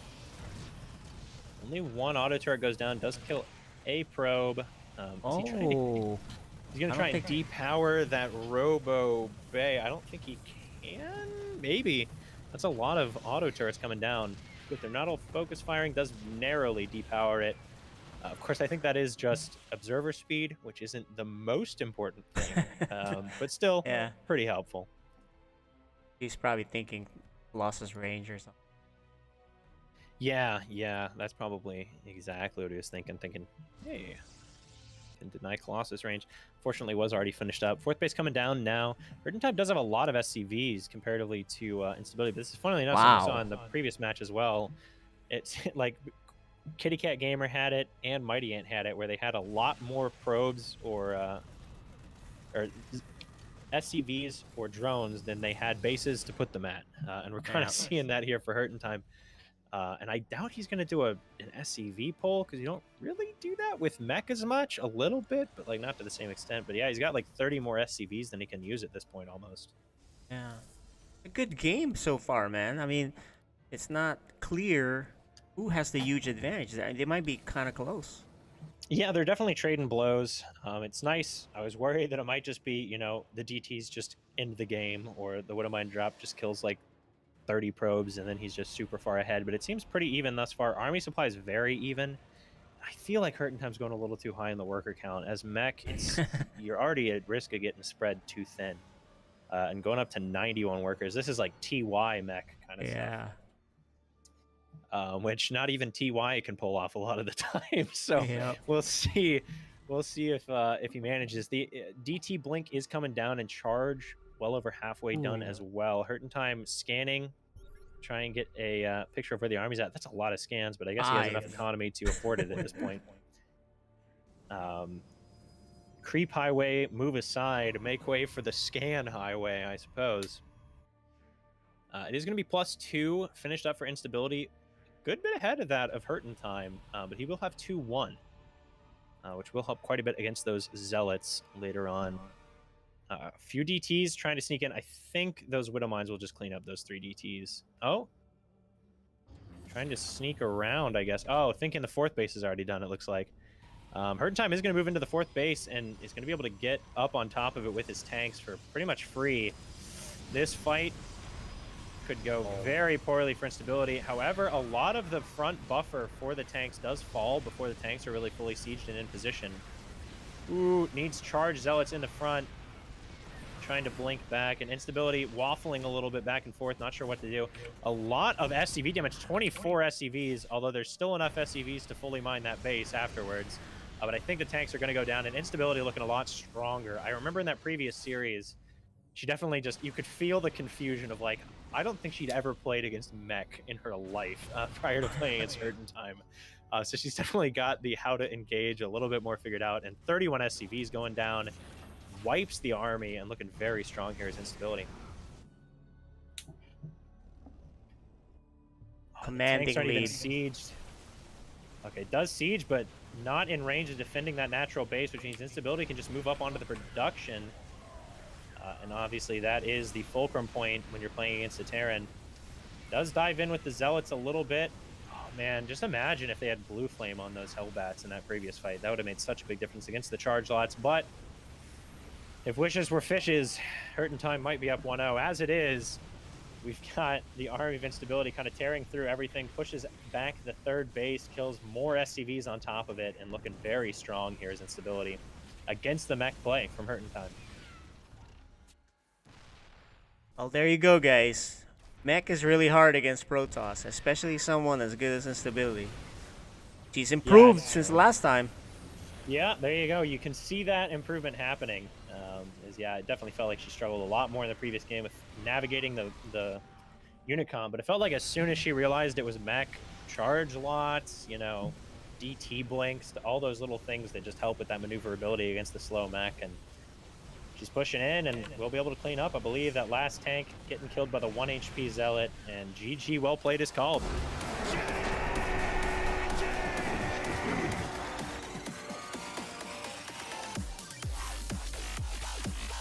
I don't think we're going to see mech on the next game. I don't know. Probably not. And I think, yeah, I mean, it's just very well done, especially considering that she wasn't really ahead from the openers. It came out pretty even, especially after that Widowmine drop, maybe even a little ahead for Hurt in Time. And so being able to hold her ground in that kind of scenario is very solid, very good. Hurt in Time, though, played well. For how few units he had, because he was going for that mech setup against the DTs, he didn't take too much damage. So very well done by both players. Yeah, the other thing is, I feel like he pushed out and could not afford to lose that army that he pushed out with, right? It wasn't like it was, you know, kind of almost maxed out army. You know, you didn't. Then the DTs just wrecked his economy. Yeah, for sure. And yeah, that hurt. The DT backstab was great. out of instability. And yeah, I think the fight just went a little too poorly initially because his tanks weren't fully sieged. Yep. And so the Stalkers were able to trade out against most of the Hellbats before the tanks really started shelling down, which meant that there was not enough buffer for those charge lots when they came in. All right. Well, game 2 is on 2000. Yeah, probably the only more macro-focused map in the pool. So we'll probably see. I mean, it was a macro game, but there was, and this is the other thing, is like even at this level in TVP, macro game doesn't mean nobody's doing anything early on. In fact, it's almost a necessity. You're trying to macro up while also denying your ally, or your opponent, I should say. But anyways, here we go. You are watching FSL Season 5.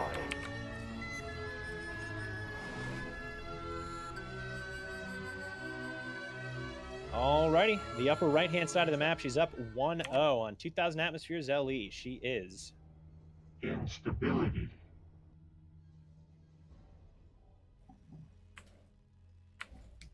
And in the lower left-hand side of the map, the Teal Terran from Psystorm, he is Hurting time.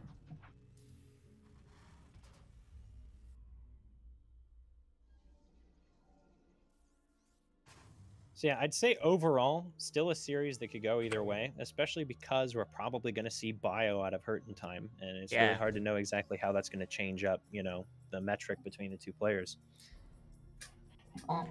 He's better with bio this season. I've custom games with him, so I'm actually surprised he went mech on that last game, given how good bio is, and his bio is a lot better. So. Yeah, I wonder if that was a reaction from the damage he took from DTs because you feel more defensively strong, or if it was the plan all along. I may have to ask him that after the series, but both players looking to look fairly macro-focused. And a cool build out of Instability. That's another thing you start to see at this level is every week they have at least one build that they've just prepared specifically for that match, you know, like that there, you know, the Void Ray all in, stuff like that. They start to really prep very specific builds. Yeah, definitely have to ask her about that build because she did it exactly what I thought she would, except for the extra gateway. Yeah, and now she's stealing a gas and expanding. Funky. It's funny because it's like, even at Grandmaster, it's like, I know gas steals aren't good, but I'm not quite sure how. Like, I don't know how to make it not good for my opponent, so I usually wind up getting really thrown off by it anyways. Because if you ask anyone, you're like, what do you do against a gas steal? And they're just like, oh, it's bad. And you're like, well, that's not very helpful. I still don't know what I'm supposed to do here. So here's what I hear from Terran players. Stealing their gas is not important. They're like, oh, okay, that's not good for you. However, maybe since she saw mech, she figures, you know, I'll steal your gas. You can't go mech. So she's poking the bear to go to bio. Yeah, that's true. He's getting a tech lab right off the bat, and then following it up with a second barracks behind that factory. So yeah, it's 2-1-1 style. Bio time. Yeah, definitely going for that bio. This time around, it looks like the Reaper will not get as much damage done, and that's sort of to be expected, as, like I said, probably a little more used to playing against the Reaper in this scenario, and a little less focused on nailing out that more specific build order. Looks like it is going to be a Twilight Council opening, so no Stargate. And concussive shells coming out for the Marauders. Now this is getting interesting. I think he saw Fenrir's build from game 1 and was like, I gotta cop that, man. Well, once we see the command center float on the top left, then sure. Yeah, that's true. That's funny, because it's very similar, the quick Marauders. All right, so it is going to be Marines out of the other barracks, which I think actually was also what Fenrir did. But anyways, won't get too much in my head about that. We do have a tech lab on the factory, so probably will be getting out some siege tanks there. As the Reaper slowly killing down that gas. And yeah, I think this is what it is. As long as you don't get too thrown off by it, and you just take your gases on the low ground, you really don't lose out on that much gas income. Yep. So that's the main secret to it. And for some races it matters more, for some races it matters less. Like I know in PvP they actually actively try to prevent gas steals, whereas in a lot of other matches for it's sure, just like, PvP, I mean, if you want to go for it, go ahead. But nonetheless, we have Blink on the way. Okay, so I think Blink is probably the most flexible opener that a Protoss can go for in this matchup. Chickened out More there. so than really anything else. Yeah, he went out and then he went back. I like that. That's good. Had the concussive shells, but doesn't lose any units for that poke. Just gets a little bit of info. And it looks like Instability's thinking about a third base. Starts to drop some tech, though. Maybe because she saw those Marauders. She's like, what is going on here? Does not have the money to drop that expo just yet now that she has made those buildings, but I think we'll be following up with it soon. And getting out an observer for that scouting. 3 more barracks. So this is going to be a bit of like an all-in, I feel like. Yeah. Coming out of hurting time here. But Instability should have at least 1 Colossus out for this, as long as she hits her macro on it.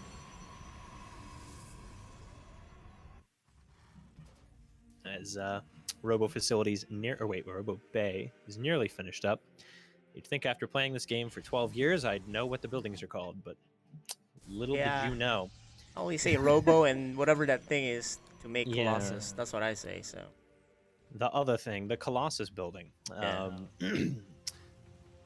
So Blink's nearly finished up, adding on additional gateways, does have that third base coming down. Meanwhile, Stem and +1 coming up for hurting time. They're making tanks.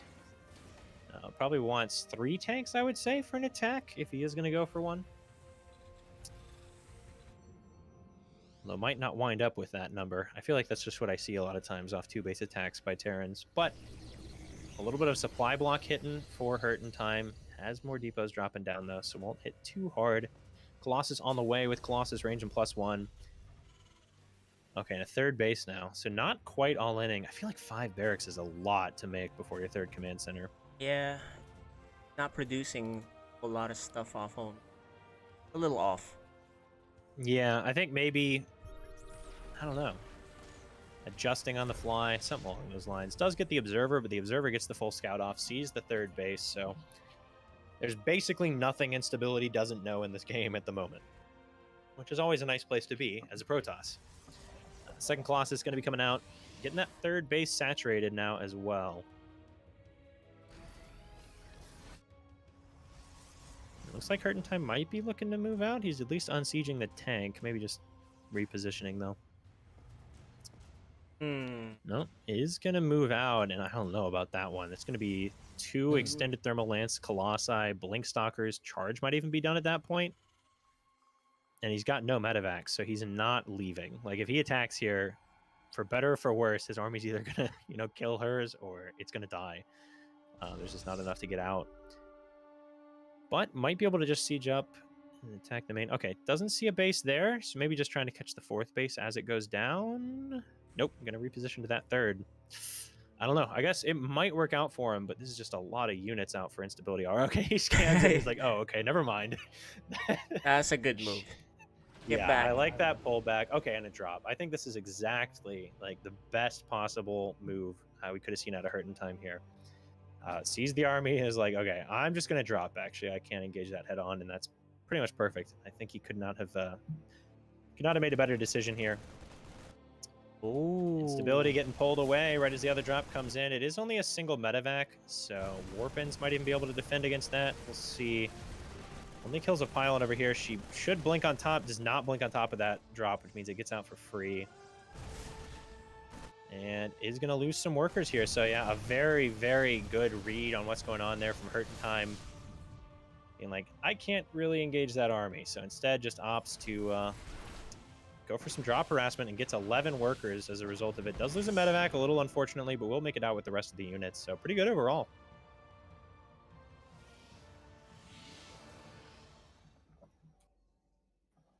I feel like Instability could use more gateways.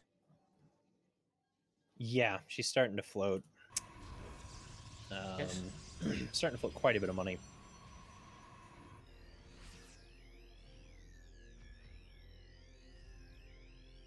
Perhaps just getting a little bit thrown off by the drops. It felt like around the time you start adding on your additional gateways, but then you get dropped, so you get distracted, and then you forget to do it. But now adding on 6 more, so we'll go up to 10 gates. So I think a good adjustment. Yeah, that's good, because she has 4 nexus before she had any more than 4 gateways.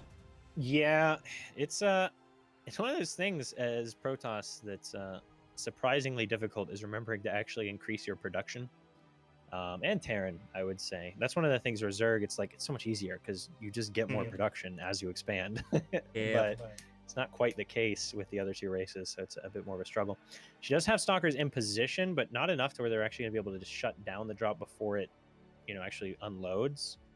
Hertentime might just run when he sees the stalkers. I'm not really sure. Oh, and if he flies directly over it, might be able to do a little bit more there, but does drop out. Stalker does get taken out there. And another drop coming into the third base, and we'll see. Does she pull her whole army again? Oh. Does she have a little more discipline? Okay, there we go. Does split it up. There we go. And Hertentime is going to drop out, but the Colossi are right there. Does push back the other drop as well. Ooh, that hurts. 5 HP medevac. One more shot on the Stalkers there would have gotten it. Just not quite target firing properly. It's hard to do when there's that whole bundle of units to get them to actually target the right one. Oh, but there we go. Does take it out. And now kiting back against those Marines. So drop on the right side for Hertentime. And this is something I'd say he should probably adjust. Okay, good. I was going to say, because the last time he just pulled his drops all the way home rather than leaving them there. But this time he unloads it. But it looks like he's actually going to go for an attack potentially on this right side. Army's huge. Yeah, 119 to 92. However, it's also super basic. It's the only real fulcrum units in it are the tanks. There's no Vikings, there's no ghosts, and there's going to be 3 disruptors and 3 colossi on the other side of things. So if he can get in and sieged up in a strong position, it'll be good for him, but I'm not sure he's going to be able to as the army is now here. He's going to fight unsieged, actually. Now sieging up. She will pull back. Big ball. Oh my god, man. I'm not sure it's going to be enough. The rest of her army's melting, but a big disruptor hit. Needs to kite back with the Colossi. Sends in more big balls. Another big disruptor hit, but I'm not sure if it's going to be enough. She does have the 10 gateways now, warping in 10 more zealots. So I don't know how that trade went. I think Hertentime definitely traded a good bit better, but goodness. Oh, there you go. Mature decision. Go back. Nice job. Yeah, I think that's what you got to do. Man. Yeah, I think the disruptor hit was good, but the tanks just cleaned up all of the zealots. And then kind of just stood in the fire of the tanks and with the Colossi a little bit too long. Probably should have pulled back a little bit earlier, but it's a hard army to micro for both players, really. But trying to micro those disruptors separately from the rest of your army and everything, it can get a bit messy. Still, overall, I'd say pretty even game. Well, Hertentime has stopped upgrading his bio, so I kind of got distracted there. Yeah, it looks like he... Oh, wait, and does he have a bunch of... Yeah, he's got 7 SCVs just sitting on his main base turret. I'm not sure why that's happening. Did she come in there? I don't remember seeing I an didn't. attack. Yeah, I didn't see any, so maybe she did. We just missed. Yeah, I guess so. Oh, that's interesting. Actually, recalling a bit of the army ahead. Oh, she's got the Zelnaga tower. Okay, that makes sense. I'm like, that's a massive read there. I don't think this is a fight you can take as Hertentime. Like I said, even more so than that previous fight, he's only got 3 tanks now instead of 5. And instability still has 3 Colossi. Being very careful. But, okay, a good double drop. I like that. Just hold this position and then hit elsewhere. I think that's good. Oh, trying to get a little bit of a flank, I think, as instability catches 3 tanks out. That's so painful for Hertentime. Like I mentioned, the complexity of Hertentime's army is so much lower than that of instability. He's now got 1 tank and then just bio. And bio doesn't beat a bunch of disruptors and colossi with zealots in front of it. Still, I think she needs to add on Storm. As if her army wasn't hard enough to micro, she needs to add on Storm. Get all 3 of them in there. Yeah, it's a crazy army that you have to get as Protoss the later you go into the game, and then eventually add on Tempest to that as well. But +3 is going to be coming down. Yeah, she's maxed out. Still no upgrades coming down for Hertentime. You're right. He just completely forgot those, and that's really painful. +3 Colossi against only +1 armor is going to hurt a lot. However, they might get into a bit of a base trade here. They're swapping sides. They're both posturing to attack. More recalls for a little bit too. So Yeah, she's got about 30 more seconds on that. I think this base trade favors instability a little bit. We'll have to see. She chooses to go in, so she is going to trade. Doesn't have Dark Shrine. That would be big. I think if she had Dark Shrine, it's almost a guaranteed, like, you win this base trade now. But as it is, it could go either way. Didn't they have a base trade in their last series as well? Man, what a mirror. It's crazy. This is such an awesome series. But anyways, charging in is instability. Hurting Time as well, moving into that natural base. They're both trying to get on top of the production of the other opponent to prevent them from having any chance at holding. Instability's got a lot more bases to actually worry about, though, and Hurting Time has not been saving his buildings. All of his command centers have actually been going down pretty much, which means he's not able to have the main advantage Terrans have in base trading, which is that they can just fly away. He is now trying to float away, but obviously that base ain't going anywhere. And he's over stimming. He needs to stop stimming. Yeah, he doesn't have a whole ton of medevacs either, and so that's hurting quite a bit as well. And all the command centers went down. The only command center he has left is one that cannot fly. He's trying to build another one so that he can float it, I think. But he's almost out of buildings, and he has nothing that can lift off here. He might just get hard eliminated, because I think she can make it to that base before he can make it back and defend it. And even if he does come back and defend it, she's got 2 mining bases to his 1 and a massive bank. Doesn't know about this base. Sees the army going to the right. She sort of doesn't know, but there's the sensor tower, so I'm sure she There you go. suspects. Oh yeah, that's true. Oh Although man. sometimes people put sensor towers and then don't. Planetary have bases though. there. Let's see. Yeah, I think Hurting Time can hold here, but now it's just how do you ever develop into anything? She can just shell away with disruptors, which is exactly what she's doing. He's got 1 tank, so he can't really punish the disruptors super well, and she's got 3 bases up against his 1. Yep. So I think there's just not really an avenue to proceed here for Hurting Time, and she's actually just going to break in on the bunkers. I think this might be a mistake. I think his instability. Oh, but the disruptor ball.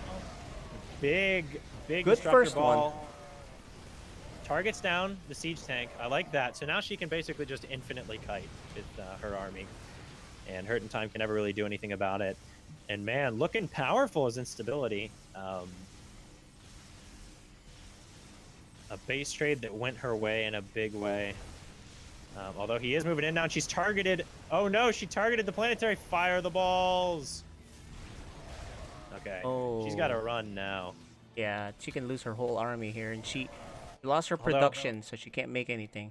Looks like she warped in some more charge lots on her side of the map. She already made some gateways, I think, on that left base. Yeah, so 4 gates, and that's going to be enough to clean up the bio. And now it's just a planetary and 12 workers, and then a lot of medevacs, which does help. Oh man, he doesn't have anything to produce anything. Not even just 1 barracks. Yeah. Stone Age. That's unfortunate. She's got the bank, she's got production, she's got bases, and I was hoping for a game 3, but at this point, it looks unlikely we're going to get it. Looks like my guess is right, man. I said 2-0. Yep, I was wrong. Looking strong here, but yeah, you know, it looks very good. Hurting Time had chances. He just didn't upgrade. He lost a few drops that, you know, could have done a little bit better, but you know, it's very close as far as how the snowball started to develop, right? It wasn't like she ran away with this completely. So in fact, at one point, I think his army was big enough to maybe even win.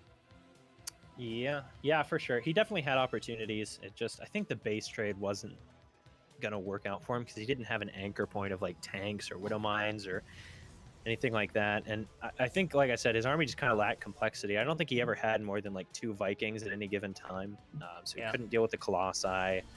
He didn't get into Liberators, which are hard to get into, but to deal with those disruptors. And you know what's kind of crazy is I think Game 3 of Fenrir and Kitty Cat Gamer is going to be longer than this entire series if unless this drags on, which is pretty crazy to think about. But yeah, I mean, just such a big bank. She's got 10 gateways now, and she's really not wanting to lose. It's funny. She kind of just complete dove in there on that planetary when there was a massive army of bio backing it up. But now that it's just a planetary, she's like, no, I'm playing this one safe. Let me tell you. I'm not throwing this. And I think she should be able to close it out. I just don't see an avenue to victory here. I mean, there aren't even mules because it is a planetary fortress.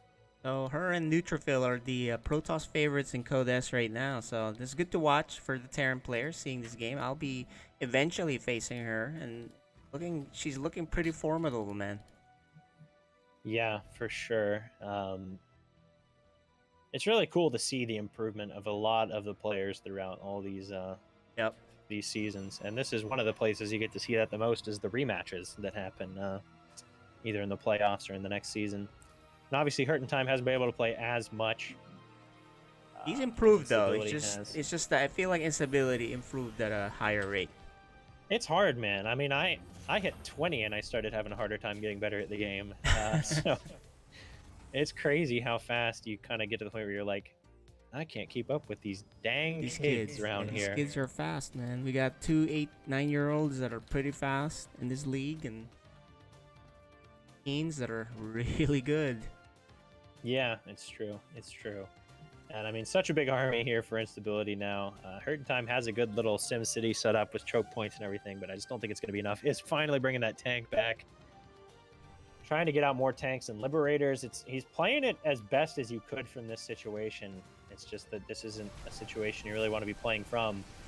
And in pour the Zealot, Stalker, Colossi in the back as well to back everything up. And I think this is going to be game here. She does blink on top of the planetary, takes it down. And with that, gonna go 4-0. Yeah. In her matches thus far. GG, well played is called.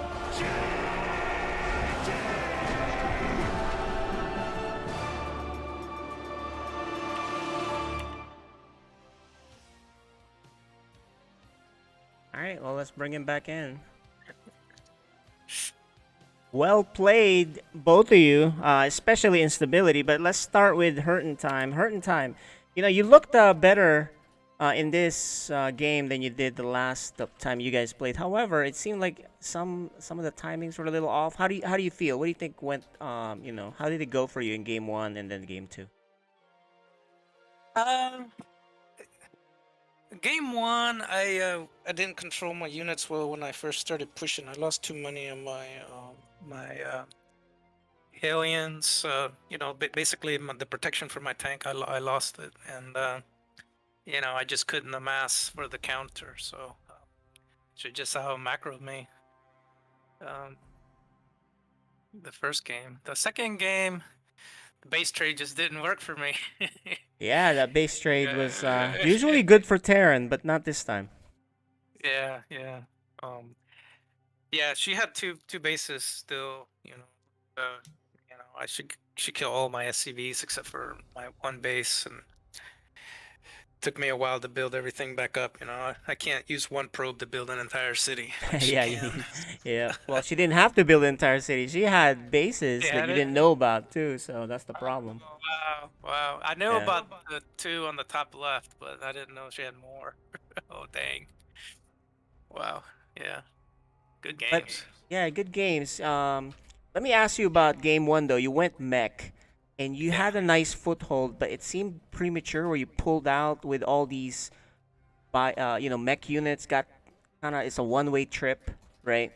And you lost them, and then she was able to push back and just it didn't seem like you were at a big army situation to do so. Did you see something that you say, hey, I'm gonna go kill the bases, or was that just a timing thing? No, it wasn't a timing. I saw her army. I scanned it. I thought I could take it from the high ground. It's just that, she backed up, and I didn't control my my fire. My Hellbats? Oh, I see. My Hellbats died, and then she was able to take out my tanks. But I Got it. yeah, I thought with the high ground and what I had that I could pressure that base and take that fourth that she was starting to build. I just didn't Mech is control hard, it. man. Mech is very hard against Protoss. ET, do you got any questions? Yeah. Oh yeah, so well, I mean, it's always nice when I'm talking about something while I'm casting the game, and then the player echoes that sentiment. But I was talking about you did lose some of the Hellbats and everything going into that fight, and so it made it not have the buffer. So yeah, very true there. I was wondering, was mech always the plan in game 1, or was there something during the game where you were like, I need to go like more defensive and do mech, or kind of what led into that?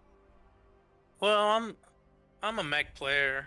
I've been trying to not play mech for a while just to get better at bio. But when I feel uncomfortable, I tend to just fall back to mech style play. Okay, yeah, that makes sense. All right, well, I think that's all I have for Mr. Hurt in time. Very well played overall. Another great series out of you two. Unfortunately, we didn't get a game 3 like we were rooting for, but good luck in the rest of your series. Hope to see, maybe you guys can playoffs. I don't know. We'll see. There you go. And congrats, Instability. It feels good to be 4-0. A hot start. This your second season.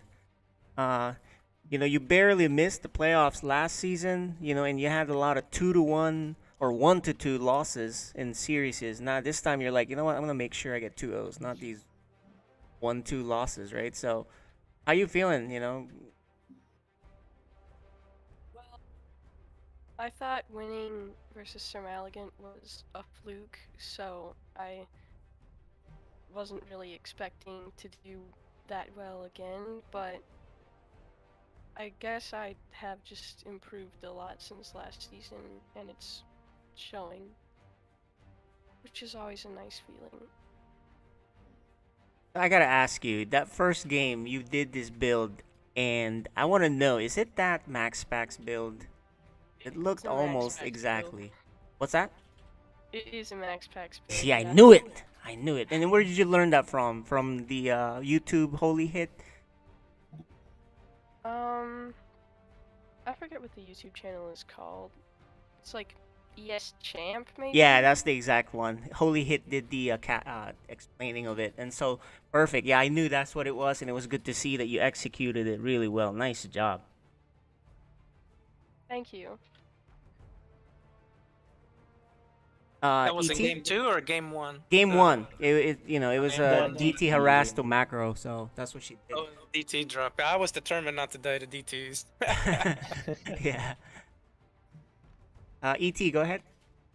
Oh yeah, and I guess for Hurt in Time's reference, you'll see it if you go back in the VOD, but you might have been like, wow, this Adept is fast on your side of the map. She actually went 12 pylon with that build as well, so that's why her gateway and everything was out so quick. But anyways, on to instability. Yeah, so game 1, mech. I remember last season, I think when you played against Hurt in Time and he went mech, I think that might have been your first game against mech like ever, really, as Protoss. So do you feel, it seemed like you had a lot more of an idea of what to do against it. Were you feeling fairly comfortable when you realized it was mech, or were you like, oh no, not again? How were you kind of feeling there?